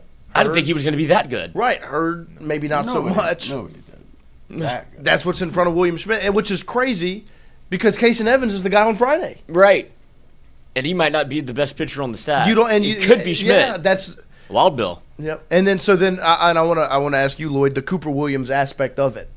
Like for you, do you think it's just the holistic trust they have in his consistency and who he is? To where it's like if something does need to shake up in the starting rotation, you've the next seen call. It, right? And I think that's what you kind of can. The only thing you can base it off of is this guy answered the call a lot last year when he's a freshman, right? Comes in big spots and is able to pitch out of jams and be able to kind of hold a lot of water for you. So I do think that there's just an implicit trust after what you saw. Also, not somebody that's been talked about a lot, and I don't know where he falls in the pecking order. But Gavin Guidry's still on the roster, right? And he's healthy this year, and also Sheeran, two guys you didn't see last year that have, obviously, Guidry was somebody as a freshman that you're like, okay, I can't wait to see this for the next 3 years. He was a shortstop, right, and played some, right, and then was the guy that came out the pen that was nails. Yeah, he closed the games, and it's like, well, he could be a starter, right? And now you haven't seen it for a year. Same thing with Sheeran, where it's 100. Sheeran for me. As much, and I love Gavin Guidry, and I think he's going to play a huge role. He's number 8, especially from a leadership standpoint, but even pitching. But Sheeran, there's something, and I've said it many times, like Sheeran, Shores, Rizzy, when you see those mammoth men step on the mound, it's like. Rizzy was. Shores is a massive human being. Rizzy was eating cabbage off his head. Well, because you know they're large when you see them on the TV. When you see them in person. When you go see them in person, you're like... It's like sitting courtside at a basketball game. Right. You're like, oh, that's why I don't play the sport. A little bit different. But yeah, I'm excited to see... Because there are a handful of guys you haven't spoken about. Guidry, Sheeran, Jaden Newt. Even if Sheeran... Grant Fontenot. Right. Even if Sheeran is like Myers last year. Right. Where it's... I'll take that. Right. And when did you go... You went to Myers in some of the biggest moments of the year. We're not throwing a cutter. No, you throw one thing. Yes, bowling balls. 103. Yes, but that's what Sheeran could be. Where it's not. Maybe it's not as impactful. Maybe as you want it to be because of how electric it is. But also, it could be the 5th inning and he comes in and throws 3 shutout. You're like, he just blew everybody away, and then it becomes maybe it's Chase Shores. That's in Omaha where you're going.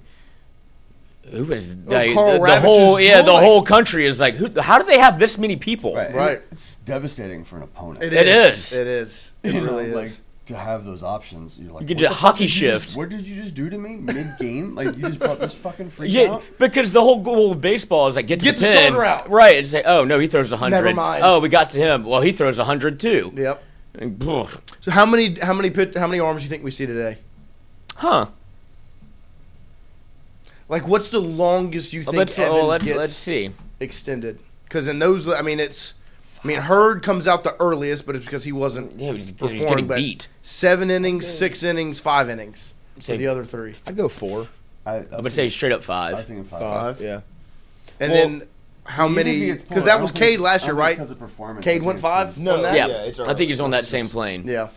We got a lot of mouths to feed. Let's. Yeah, that edge you just don't want. There's no reason to overextend. You would imagine it's not. Right, if right, it gets to right. the 6th and it's 2-1, I think Yeah. you still take him out. Throw your 5 to 6 innings. You've got guys. You want everybody to get, and you want everybody to get like that. How many taste. Ks? Oh, Ks. How many Ks does Casey get? So if he goes 5 innings, 15. I'd go 10 and 6. 10 and 6, so 10 Ks in 6 And innings. 7 and 5. It's interesting because he talked about this a little bit of how he has to ramp down, Yeah. and so I don't know how much he's going to. I don't know what he's going to do because I don't trust him at all when he was talking about it, and I don't want him to. Like, I don't want him to be like a shell of himself because you saw a little bit with it, like Hess. It's like I can't come and throw 98 the entire game because I won't make it. But also, that's what made Hess special was his mentality and like that. Just what he looked. You remember when he was in the bullpen? He looked like he was in jail. Like that's what you got. That's what makes him him. That's what made him him. And Evans, I think there's a plan. But I don't know if he's going to actually stick to it. I think there's going to be times where he's like, I'm ramping this shit up. Yeah. So last season, game 1, Anderson goes 5. What was the score? It was 14-0. How many Ks? Anderson went 5 innings, 8 strikeouts. Evans comes in 2 innings, 4 strikeouts. Myers follows him up an inning, 2 strikeouts. And then Cooper Williams closes out 1 inning, 3 strikeouts. So he threw 4 last year. I'd say that again. I would say probably the same thing. I would say almost the same script where you go, your starter goes 5, if they're clean the way Anderson's were, and then you bring in another one of those key bullpen pieces. Last year it was Case and Evans, goes 2 innings, 4 strikeouts. Then Myers and Williams close it out after the fact. Do you think there's any thought to – because I would think in that same scenario that you just laid out, it would be Sheeran coming in next, right? Doesn't it feel like the Myers, like let's see what this looks like a little bit? Depends if they want to go, because this one, if I am remembering correctly, Lefty, they went lefty, righty, lefty. Yeah. And so if they do want to do that, you could see a lefty come in after Kaysen. Garcia, maybe. Yeah, he's nasty. Yeah, that could be him. I'm thinking. They've also got who's the guy from North Dakota State they went and got? Lockenmeyer. He's a lefty, I believe. But I was going to ask, do you think there's any impotence to get Guidry in because it's opening day and it's his last year? Like what depends what your plan is for him on Monday. Right, but I don't think that hits the same as today. Today. I mean, I guess from the emotion standpoint, it'd be huge. So it's a huge weekend of LSU athletics. We'll take a break right here, get you set up for LSU women's basketball, number 6 versus number 3 in the PMAC Saturday night. We'll take a quick break here, come right back with assistant coach Joe Schwartz getting you ready for it. Hey, Miss Lou, come visit us, Tom and Wright Granding at Go Martin on the Go Deli. Go Martin has clean restrooms, community coffee, an awesome beer cave, and a great selection of anything you may need. Located at the corner of Highland Boulevard and Highway 61 South in Natchez. Also stop by Wardo's Po' Boys at 309 North Broadway on the beautiful Natchez Bluff. Where everyone is family.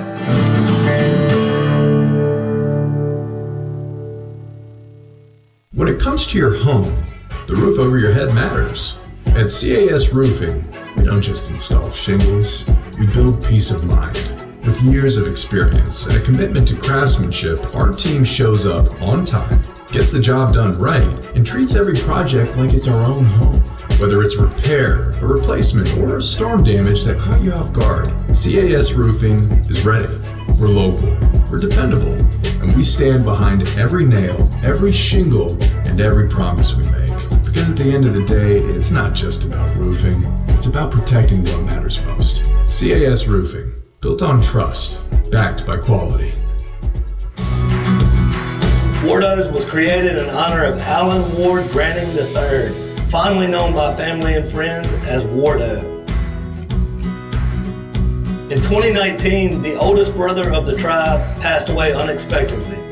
His remaining siblings and loved ones wanted to honor his memory in a special way.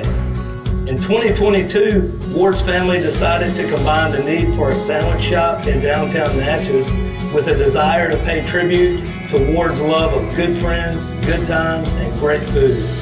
Through blood, sweat, tears, and countless hours of hard work, Wardo's was born.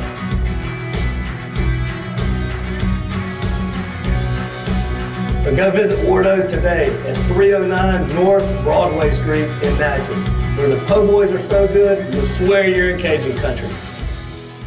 Hey, Miss Lou, come visit us, Tom and Wright Granding at Go Martin on the Go Deli.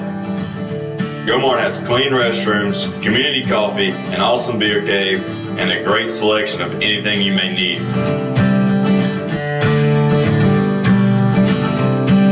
Located at the corner of Highland Boulevard and Highway 61 South in Natchez. Also stop by Wardo's Po' Boys at 309 North Broadway on the beautiful Natchez Bluff, where everyone is family.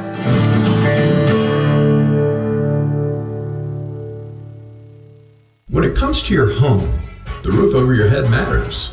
At CAS Roofing, we don't just install shingles, we build peace of mind. With years of experience and a commitment to craftsmanship, our team shows up on time, gets the job done right, and treats every project like it's our own home. Whether it's a repair, a replacement, or a storm damage that caught you off guard, CAS Roofing is ready. We're local, we're dependable, and we stand behind every nail, every shingle, and every promise we make.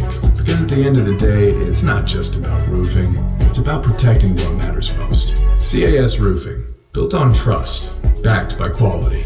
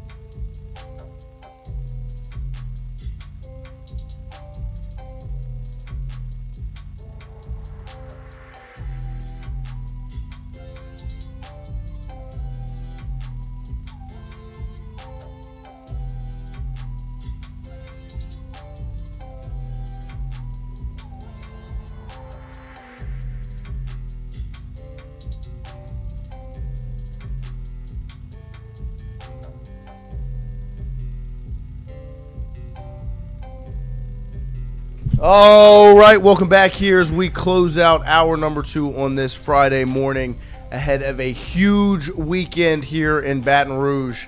You've got opening day baseball today, some gymnastics. You've got baseball again tomorrow. Men's basketball playing in Knoxville, if you forgot. But the star of the show is tomorrow night, LSU women's basketball, South Carolina, number 6, number 3 in the PMAC.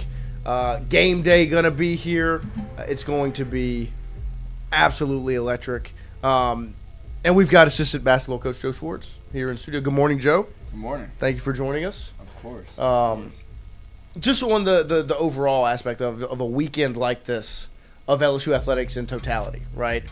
Lane Kiffin does his press conference, calls it Olympic Village with the talent that's here, and then you have a weekend like this with opening weekend baseball, y'all's matchup, gymnastics, even Spanish Town Parade in the city. Like, it is going to be a huge weekend in Baton Rouge. Yeah, it's really a huge weekend in the state, I guess. With Mardi Gras going on in New Orleans, Spanish Town this weekend, baseball coming off a national championship with what looks like a really, really good team. Yeah. I've seen some highlights. I've heard some good things. Excited to get out to Alex Box and see them play. And then, obviously, gymnastics has done what they've been able to do over the past couple of years, continuing to put out a great product. And they've got another good team. And then us, we're trying to do the show. What we do, the show. And that I don't want to say it, the damn weather better stay away. Why rain on this parade? No pun intended. Yeah. When you've got such a good weekend, you've got an opportunity to showcase the best brand in college athletics. Yeah. And what better way to do it? All in probably like a 1.5 mile vicinity. Oh, that's right. Yeah. It's all right there. Walking distance. Get your steps in. You know what they say, it never rains in Death Valley. It never rains on LSU campus when there's sporting events. Maybe it does. I don't know. It can't rain in the PMAC. It can't rain in the PMAC. It can rain threes. It can rain jump shots. Hot dogs. Hot dogs. You've got that, yeah. So, no, it's going to be a great weekend in this state. It's going to be a great weekend for this university. Baton Rouge is going to be electric in all aspects, and I'm excited. I'm excited to see what the city can do. Let's try and burn it down. How many events could one hypothetically attend? So we got baseball this afternoon. Yep. Gymnastics tonight. Baseball tomorrow. Us tomorrow night. Yep. Baseball on Sunday. I think there's softball Sunday as well. Softball. So you go six events this weekend, and probably still make it to a parade on Sunday night. And well, you can make it to the parade Saturday morning. See, yeah, if you're really bold. You go, well, South Downs parade's tonight. Yeah. So you could go baseball, gymnastics, South Downs, Spanish Town, baseball. I mean, jail. Yeah, your liver may need some help, but no. Gosh, it's a busy schedule. I know we've got some younger kids. Can't say names. Obviously, you can look on Twitter if you want to see names. I don't want to blast the NCAA, but like. The fact that I can't come out here and say we've got so-and-so visiting, but yet we can pay a quarterback $7 million to play football. But, yeah, we've got some young talent coming in to see our program, kind of the first time we get them on campus. One repeat visitor who we're real excited about. You literally can't say their names? Not till they commit. But we've got some visitors coming in and their families for the game. They'll be at shoot-around tomorrow and hopefully get to experience one of, makes the if place not, different. Yeah, the best atmosphere in women's college basketball. So, and I think they may stop by baseball at some point over the weekend. So, yeah, it's going to be fun. I'm excited about it, and yeah, it's an exciting time at LSU right now. Yeah, no, and I mean, and when you talk about it, right, it's a huge weekend in the city and the state around LSU. But y'all are the headline, right? This is the headline event. Game day is going to be there. When Kim Mulkey took this job, and y'all came in as a staff, this is what the picture was. This is what it was. This is what it was supposed to look like, and now it is. Yeah, I don't know if it was supposed to look like this. I don't think we thought it could ever look like this. Yeah. I think we had ideas. Kim built a monster at Baylor. Yeah. What she did there was remarkable for 21 years. 3 national championships, 4 Final Fours, 20 wins every year. And she came here to try and rebuild this program and rebuild it in a positive way. Do things for the city and the state that were positive. LSU was in a rough place when Coach took the job here. And climbing out of that has been her goal, and I think we've done more than that. I think not only has she climbed out of the hole, but she's built a mountain. Literally. And to see what we've done is special, but we're not stopping. That's what's so cool about this is you've got a young core of freshmen who, if they stay with this program for a couple of years, like, we're going to continue to build this. We're going to keep bringing in players.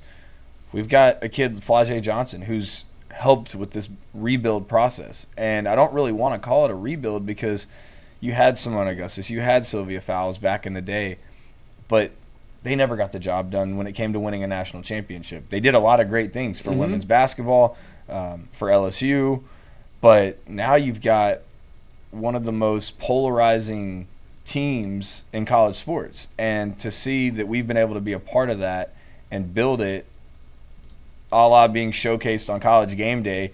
And Saturday's normally a day for men's college basketball. Like, let's be honest. That's men's college basketball is on Saturdays. They do their game day show.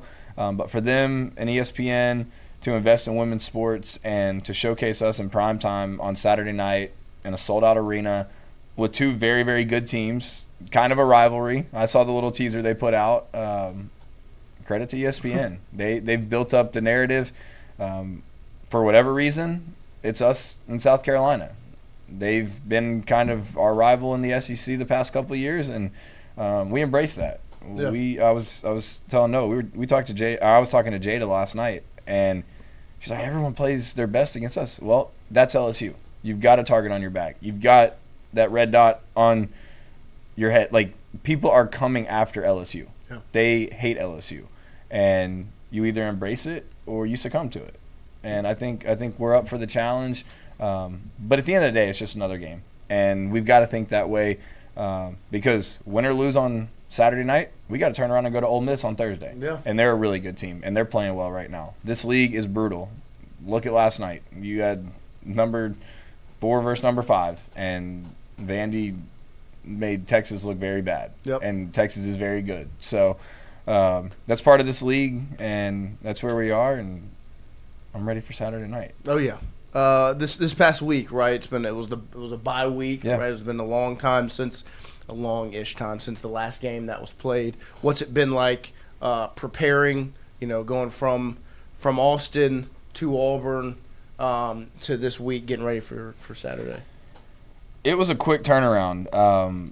Tough one in Austin. Always tough playing on the road, much less against the number 4 team in the country, 3 team, whatever they were at that point. It's hard to win on the road, and you've got to do the little things on the road, and we didn't. We decided to try and play one-on-one basketball against a really good defensive team. They took us out of our offensive sets. We panicked a little bit, didn't hold our composure, but you look up going into the fourth quarter, it's a 4-point game. And we still had a chance to win that game, but we let things slip away early in that fourth quarter. They started on, I think, like a 12-1 run, and we turned the ball over a little bit, bad shot selection, and you look up, and next thing you know, you're down 17. And you can't win like that, especially on the road. And so you can do one of two things. You can either pout and you can feel sorry for yourself, or you pick back up, and that's what's so great about the game of basketball. You lose on a Thursday night. It's not like football where you have to wait a week. Right, no. You fly home. 2 days. Get back to Baton Rouge at 2 a.m., go to bed, come to practice Friday, leave at 11 a.m. Saturday for Auburn, and turn around and play at 1 p.m. on Sunday. And I thought we had a good bounce-back win against Auburn. Auburn they're not a great team when it comes to winning and losing, but they beat Alabama. Alabama's a top 25 team. Anybody can bite you. Anyone can beat you in the league. And I think us going into that game with the mentality, like, we can't lose. Like, we need to dominate this game. This can't be like a 55-53 win. Like, this needs to be a statement win for us. We need to shake whatever happened in Austin off and get back to playing our style of basketball, and we did that. I think we out-rebounded them by 24. You win by 33, and gives you a little bit of confidence going into this week. This week, like you said, our bye week, we were off Monday and Tuesday, but off days, it's really not a thing. Right. I mean, we talk about it all the time. Like, if you're not putting in work on your off day, like, there's something wrong with you, especially at this level. Like, you wake up, you go to class, get to the gym, get some shots up, get lift in, do extra conditioning, whatever it is. It's not a full off day. Like when some people think of an off day, they think these kids just lay in bed all day. Like that's not the case.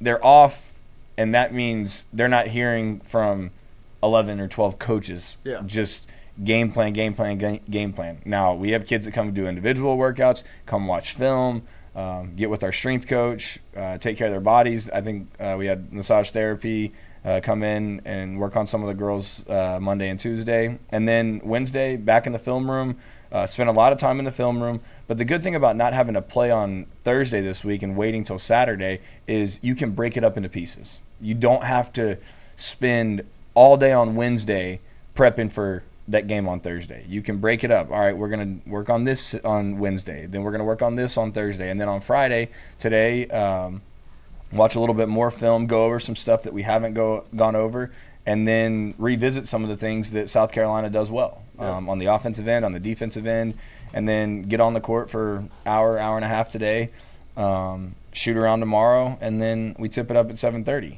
And I think that's good and bad when you have that many days to prepare for an opponent. The good about it is you get to see a little bit of everything. You get to see more than you would probably against other opponents and spend more time working on it. The bad is you do have to wait a while to play. And you watch other teams play last night. Mostly everyone in the league played last night except South Carolina. So it can be good, it can be bad, it can work in both ways. But I think it's good for our players to really lock in and focus and stack days. Yeah. I know that's kind of cliche, but like I said, I was talking to Jada last night. We had a good day of practice on Wednesday, really good day of practice on Thursday. And she said, do you think like some of these younger kids understand like that matters? And I was like, you're the point guard. Go talk to them about it, because you're the one that can build these kids up. They hear from the coaches. We talk to all these kids every day. But having an on-court leader say, hey, you did a good job today. Like, or you guarded this action well. Like, seeing a sophomore who is one of our team leaders talk to freshmen like that, or even talk to your upperclassmen, like, you're starting to hear these conversations and rumblings in the locker room between players, and it's not coming from coaches. Right. They're talking about game plans. They're talking about things we can do. They're reaching out to different coaches on the staff, giving us ideas, because we can watch a lot of film. We can scout. We can say, hey, let's run this, let's run this. We're not on the court trying to score the basketball or trying to stop the opposing team. So it's been a good week from a focus standpoint, and it's really nice to see carryover because it's easy to talk about winning and talking about, oh, we need to win, like we want to do this, we want to do this, but being able to execute has been something that we've done a really good job of for the most part this year. But you go back and look at the Vanderbilt game, the Kentucky game, and the Texas game on the road, those three, they kind of, I don't want to say haunt us, but especially those first two in conference play. I think looking back, we're a much better basketball team than we were when we played Vanderbilt and Kentucky. So here we are now, ready for another opportunity on Saturday.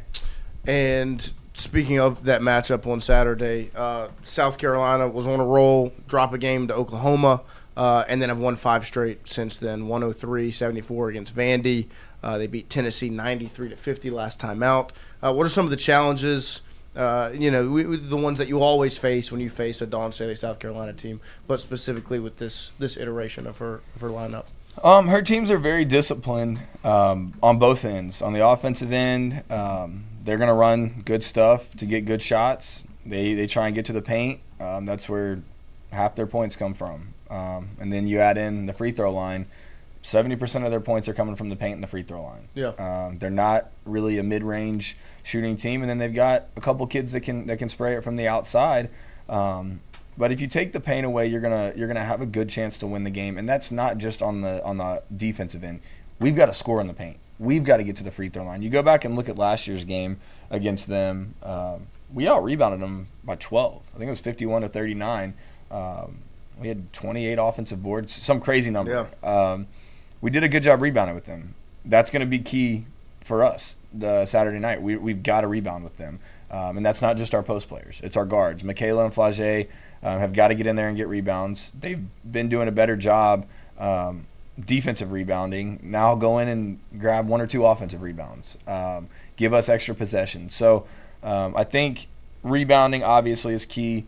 Keeping them off the foul line. I think last year we shot 9 free throws. They shot almost 30. Like, you can't have that big of a discrepancy, especially on your home floor. You're going to have a big crowd. You're going to have the fan support. You're going to have a great atmosphere. We've got to use that to our advantage. And, yeah, we're Showtime. We play a fast-paced style, but we can't panic in certain situations. You just go back and look at some of the games that we've had with South Carolina.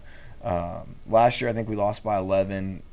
We went up there the year we won the Natty and lost by 20-plus. Right. But other than that, the games have been close. The SEC tournament, the year that Van Lith and Angel and Anissa were here when Angel fouled out, close game. Even our first year here, we played them pretty close. So it's going to be a game of runs.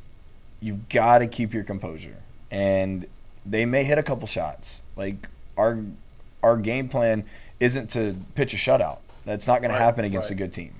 They're a good team for a reason. They've been to 3 or 4 straight Final Fours. Like, they are that good. But we feel like on our home court, we can do some things to disrupt them, throw some wrinkles at them, run some stuff offensively that maybe they haven't seen. We put some new stuff in, but they're putting new stuff in. Right. This late in the year, when you've been able to watch these teams play 26 games, however many games we're into the season, teams are going to be scouted well. They're going to know everything we do. We're going to know everything they do. So what does that mean? You got to set better screens. You've got to cut harder. When you're tired, you've got to push through it. And I think depth is going to be something that is talked about a lot. South Carolina's got 11 kids averaging 10-plus minutes in conference play. I think we've got 8 that are averaging 10-plus minutes. That's who they've always been. They've always been deep. Yeah, they've always been deep. South Carolina's got some experience too, but we've got experience. You've got Raven Johnson, Tanaya Latson. Latson was the leading scorer in the country last year. Right. She came into our place and had a pretty dominant first half against us. I think she had 21 or 23 in the first half in the NCAA tournament last year. But this year, she's in a kind of a different role, but you can't forget, like, she was still the nation's leading scorer last year. Like, she can go off at any time. Raven has had some very good games against us. The one that I like to have on our team now is Full Wiley. She kind of killed us the past couple of years. And now that we get her on our team, maybe she can do some of that to her former team. And that's kind of a question. Because you talked earlier in the season about, like, the girls kind of finding extra motivation in places. Like, there's the social media stuff early in the season against Charlotte. Yeah. And Flauché against Duke. Yep. You know, like, do you think that's going to kind of play into this, like with Malaysia, this being her former team? And how do y'all handle it as a coaching staff? Yeah. Right? The emotions of it all. Do you feed into it, or is it something you kind of try to taper down? You can't ignore it. Yeah, that's the thing. You can't ignore it. You don't really want to feed into it too much and make the game all about her. Right. But I think having an understanding, everyone knows Malaysia Fulwiley played in that jersey for the past 2 years. She's from Columbia, South Carolina. Obviously, she's going to be talked about. She left and came to LSU, the rival. So she's going to be talked about. But this game can't be too big for Malaysia. I think she's locked in and she's focused. If anything, she knows some of those players' tendencies better than us. That's Rob. Is that something that gets talked about? A little bit. And it's not so much like, hey, she's going to get up in front of the team and say, here's every play South Carolina runs. Right. But when we're going over stuff in walkthrough, or she likes to do this. She's like, hey, this player likes to do this. This player likes to do this. Maybe we can get something on. Like, it's little things. She's not giving us a full scouting report on South Carolina, and we don't expect her to. We really don't want her to. Like, we want her to focus on what we're doing. Yeah. Defensive schemes, what we do on offense, executing. But yeah, it's obviously going to be talked about. It's also going to be talked about that Flauché hasn't beaten South Carolina yet. Kim hasn't beaten South Carolina at LSU yet. But if we don't beat them, we don't let the story be bigger than what it is. Exactly.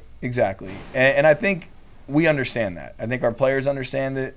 I think the staff obviously understands it. Like, this is a big game, but it's just another game. And we don't want to downplay it too much where it's like, oh, yeah, if we don't win, whatever. But we always talk about you can't get too high about the highs and too low about the lows. You've got to keep a cool head in a hot game. Obviously, tensions are there. Mm-hmm. There's been a fight with some ejections in the SEC tournament a couple years ago. It's now gotten there's chippy. another layer to it. Yeah, it's this is like volume. It's gonna be awesome. It does seem like that this team's been good about being able to harness those the emotions things positively. You know? I mean, they have, and I think we've embraced it, and I think we understand. Like, we think this is our time to get South Carolina. Right. Yeah. No better opportunity than to do it on our home court. Sold out. The environment's going to be insane. T-shirts, Hot black dogs. uniforms, Sky hot dogs. Yeah, the glizzy drop.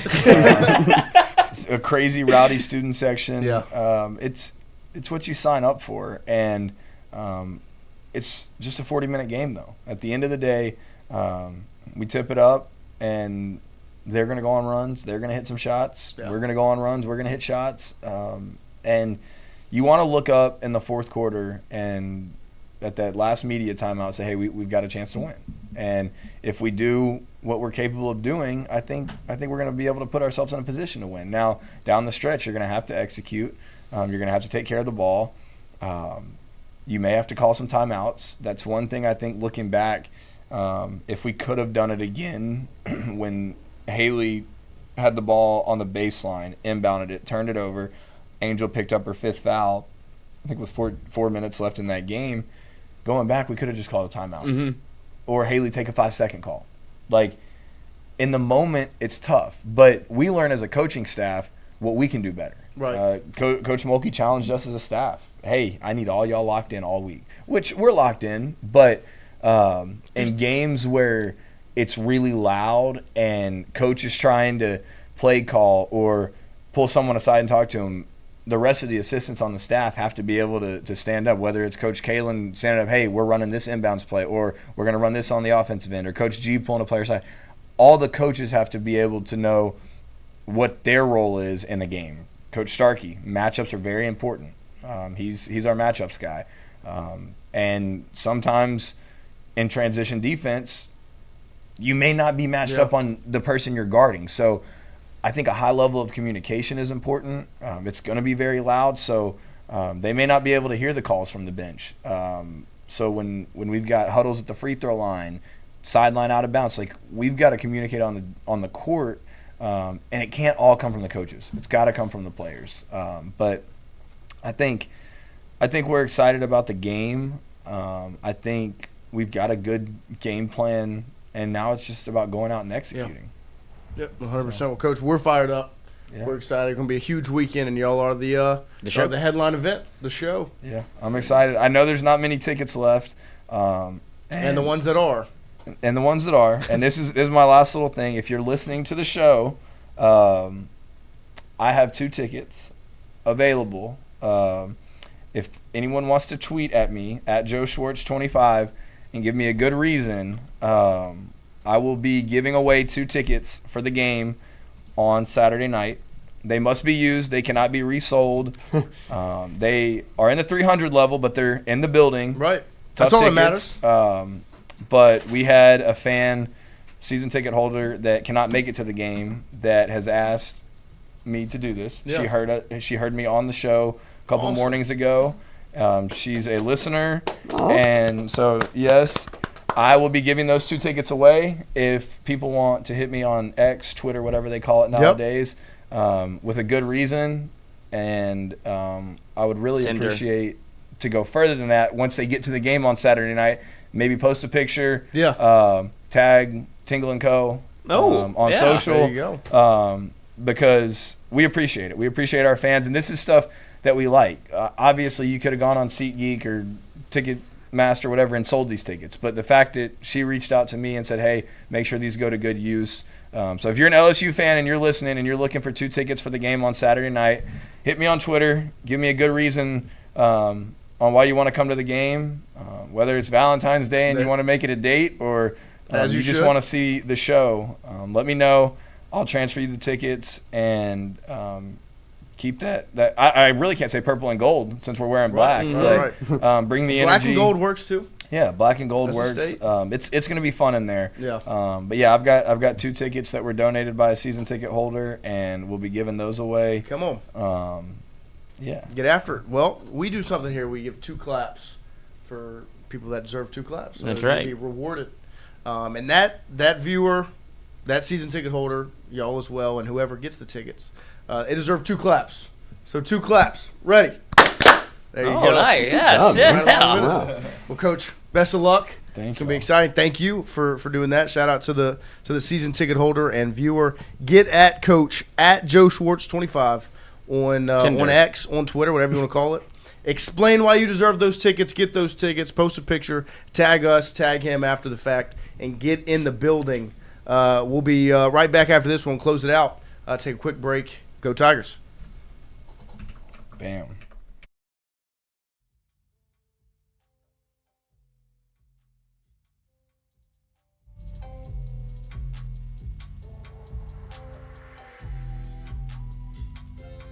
Hey, Miss Lou, come visit us, Tom and Wright Granding at Go Martin on the Go Deli.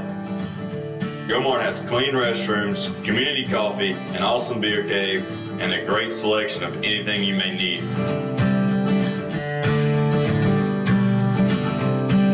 Located at the corner of Highland Boulevard and Highway 61 South in Natchez. Also stop by Wardo's Po' Boys at 309 North Broadway on the beautiful Natchez Bluff, where everyone is family.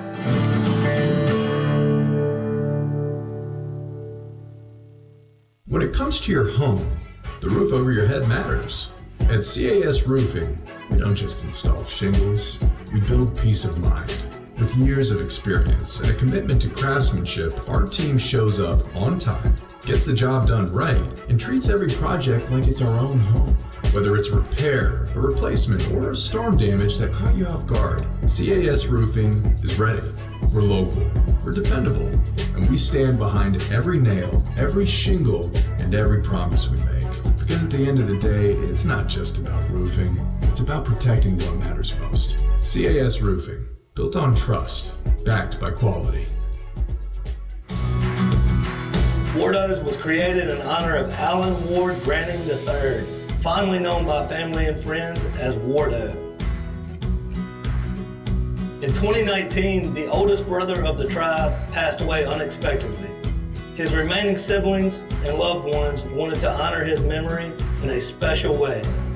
In 2022, Ward's family decided to combine the need for a sandwich shop in downtown Natchez with a desire to pay tribute to Ward's love of good friends, good times, and great food. Through blood, sweat, tears, and countless hours of hard work, Wardo's was born.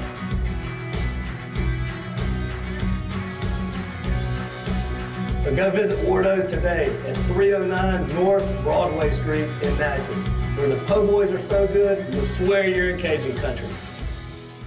Hey, Miss Lou, come visit us, Tom and Wright Granding at Go Martin on the Go Deli. Go Martin has clean restrooms, community coffee, an awesome beer cave, and a great selection of anything you may need. Located at the corner of Highland Boulevard and Highway 61 South in Natchez. Also stop by Wardo's Po' Boys at 309 North Broadway on the beautiful Natchez Bluff, where everyone is family.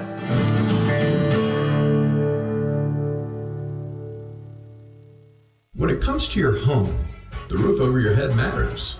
At CAS Roofing, we don't just install shingles, we build peace of mind. With years of experience and a commitment to craftsmanship, our team shows up on time, gets the job done right, and treats every project like it's our own home. Whether it's repair, a replacement, or storm damage that caught you off guard, CAS Roofing is ready. We're local, we're dependable, and we stand behind every nail, every shingle, and every promise we make.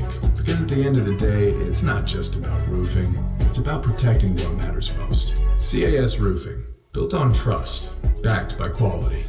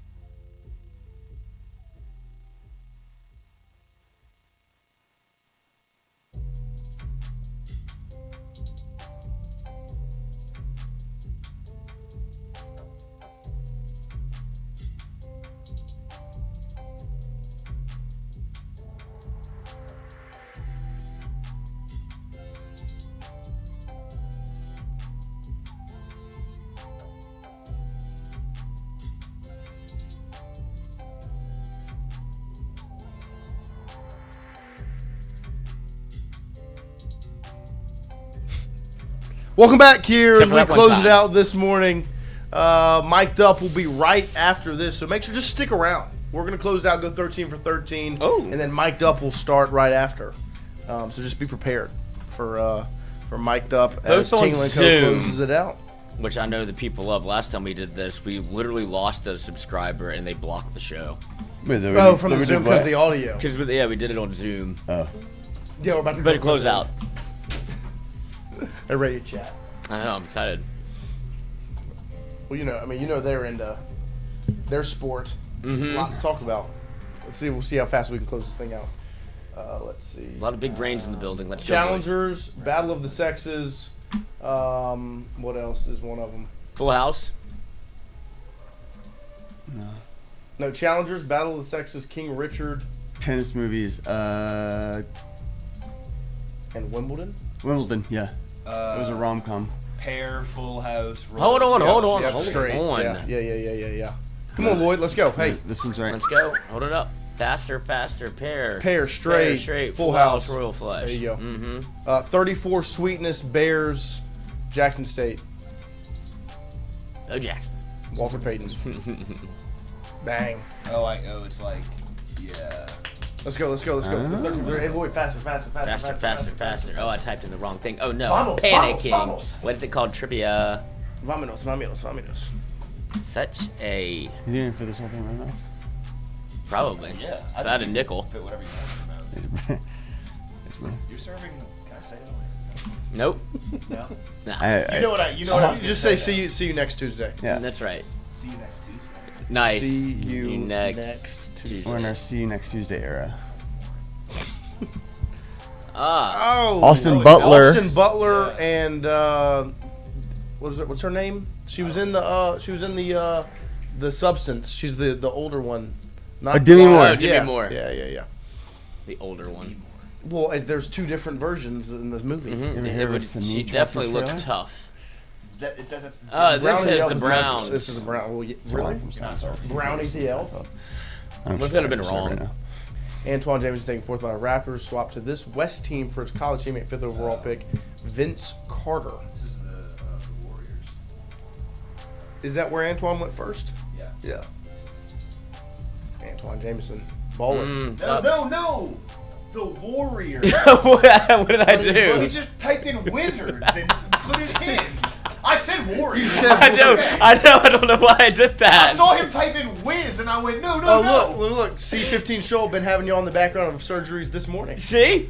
That's actually kind of awesome. Yeah. I don't know. Does that help? I don't know. It's a calming They listen effect. to all kinds of shit. Dude, it's imagine, really wild. You know when you have brain surgery and you have to talk about things while you're in surgery, so you they'll don't have you, lose certain things. play the Imagine, if I ever have brain surgery, just play Tingle and Co. Yeah, yourself. Just have a 4-hour show of y'all just talking. I don't want what's going on normally. Yeah, just a 24-hour stream. Me and Ro going back and forth. Just give me that clip. This reliever never once pitched for the Royals, but he totaled 300 career saves while pitching for the Mets, A's, Cardinals from 1999 to 2011. So did he get signed by the Royals? Mets, A's, and Cardinals. But he was on the Royals, but never pitched for them. Mets, A's, and Cardinals. Not sure. I have no idea. Yeah. The Wizards. Thought about it. The Wizards. Don't know why. I mean, he did play for the Wizards, but He I did wasn't play for the Wizards. But I wasn't trying to be no, it's the Wizards. I was just thinking about the Wizards. I know. I didn't think and then you I were was trying to big dick me. I was actually thinking about the Wizards. It came out of my fingertips. He's thinking about Kason Evans on opening day. No, I was thinking about Anton. Jason Isringhausen. Oh, this guy's a bad person. Why? I don't know. So he did something. Pretty sure. I was thinking about Anton Jameson because the Cavs traded for him late in his career. And it's supposed to be the help for LeBron, and I was like, "This is exciting." And he was awful. Yeah, wasn't good. Yeah, he was. But he used to be really good. He was good on the Wizards. Yeah, that was He was always an empty calorie player though. Yeah. Acadia National Park is located in what northeastern U.S. state? Northeastern. I think Maine. It might be it's either Maine or New Hampshire or Vermont. It's one of those Maine, three. says Hunter Hall. It bothers me that you're The beverages. in all caps. Boom Whipped is a line of creamy dessert-like energy drinks from Ew. this energy drink brand. Rockstar. Actually? Yeah. Rockstar. Never had a They still make those? A Boom Whippet. Oh, James those are two different Vanderbeek things. played a Aw. fictional version of himself in this ABC. Dawson Creek. Oh, don't trust the bee in apartment R.I.P. 23. R.I.P. He The bitch. He's in How I Met Your Mother. He is. I have a Kristen Ritter Shia thing. LaBeouf played a 17-year-old on She's so house hot. arrest who begins by Eagle Eye. spying on a neighbor who believes in serial killer. Really? Is that what it's called? It's not that one, but they were made like back to back. I have seen this movie. He's on house arrest. Yes. He gets into a relationship. The guy. Shia LaBeouf, bad actor. I'll say it. Oh. I actually liked it. This is a good movie. He goes onto his roof. How was he playing a 17-year-old in 2007? What is this called? He was a younger looking Disturbia. Yeah. That's how old you were in 2007, huh? 17. All right, sing it, Wyatt. Something like that. I don't know this one. Rihanna, put on your brake lights. You're in the city of wonder. Wait, what? Oh yeah, I don't know. City lights ain't gonna play nice. Watch out, you might just go under. And it's. Oh, I always get this wrong. I don't know. Did you get this question a lot? Well, no, I always think that Rihanna, I always get this song wrong. Rihanna sang New York and she didn't, right? Nope. What? He's thinking Empire State of Mind. Yeah. It's Alicia Keys. Yeah, I always. Oh, really? I always get that That was confused. Rihanna. It's Alicia Keys. What? Well, which one is she in? Rihanna? Yeah. With Jay-Z? Umbrella. That, see. Yeah, not see? wrong. So what I'm talking about. Yeah. Wait, Rihanna's not Empire State of Mind? No. Can we research this? Because I'm. No, he's Honestly, right. it is. But who knows this one? I don't know this It one. was the first Oh, rap fuck song. yeah. The first rap song I ever learned was Empire State of Mind. Really? Yeah. That's an Mine easy was one. "This Could Be Us" by Ray Shremmerd. That's a good one. Terrible song. I know. No, it's I not know terrible. every It is word. It is actually pretty to This Could Be Us, but you're playing. Keep It Together by the Beastie Boys, and they have Q-Tip on it, so it's technically 4 rappers. I can do all 4 parts. In a row. Backwards. No. If Jesus paying Forwards. LeBron, then I'm paying Dwayne Wade. It's my favorite part. Yep. Shout out LeBron. Who knows this answer? I can do every word to Rap God. Yeah. By Machine Gun Kelly? That's Rap Devil. That's Oh, Rap yeah, Devil. facts. I've never heard of Actually, a Machine pretty Gun good Kelly diss. song. I'm proud of that. It was, but I Kill thought- Shot, I thought Kill he Shot won. was better. Really? I thought did Kill not. Shot was Kill better. Shot was not good. I love Kill Shot. Kill Shot Kill was Shot's not great, but he had already. Who? What? Him had already won the battle because he started it. Yeah, And so he didn't even have to respond, but he did. He wrote it in 2 minutes. You a rap god. I'm a rap devil. It's a good I'm little bare video. face with a I black like shovel. Eminem and Machine Gun Kelly. Machine Gun Kelly was good in that. The reason that movie. why Eminem won Isn't was Machine because Gun after Kelly that, Machine objectively Gun Kelly terrible? stopped rapping and turned into like a rock Like a pop. I like his rock album's It's not good bad. though. It's It's not very bad. good. No, he's It's not rap talented. anymore. No, he's very talented. He is kind of like a cornball, Oh, definitely. but like there's a lot of his music that I like a lot. he was in Roadies. Good show. Yeah. Did y'all ever watch The Dirt? Yeah, he played what? He played Tommy Lee. He's a good actor. Phenomenal movie. If you like, He snorts the ants. Motley Crue, Yeah. the band, they do like I guess it's not a documentary. What would that be called? It's a biopic. Yeah. A biopic. Yeah, it's really really good, and he plays Tommy Lee. Disturbia. Okay, I guess is it the same name as? Is this Disturbia too? Or are they still answering the last one? I think they're probably still answering the last one. What the? Did you answer it? No, I cloaked out because I don't know. I didn't want to. This could be Disturbia. That is a Rihanna song. Okay, well then It is? try it. Yeah, I don't know. Johnny the O. Goodson lyrics. has said it twice. What is it? Disturbia. Disturbia. Oh, Lord, already fucked The this. movie's answer was Disturbia. Yeah. Oh wow. Just what's your it name? feels like they're doing this on purpose. No, it's not. What's your name? No. I know that one. I think it's Disturbia. Sure. Johnny O. Goodson No way. wouldn't say He it wouldn't twice. lie.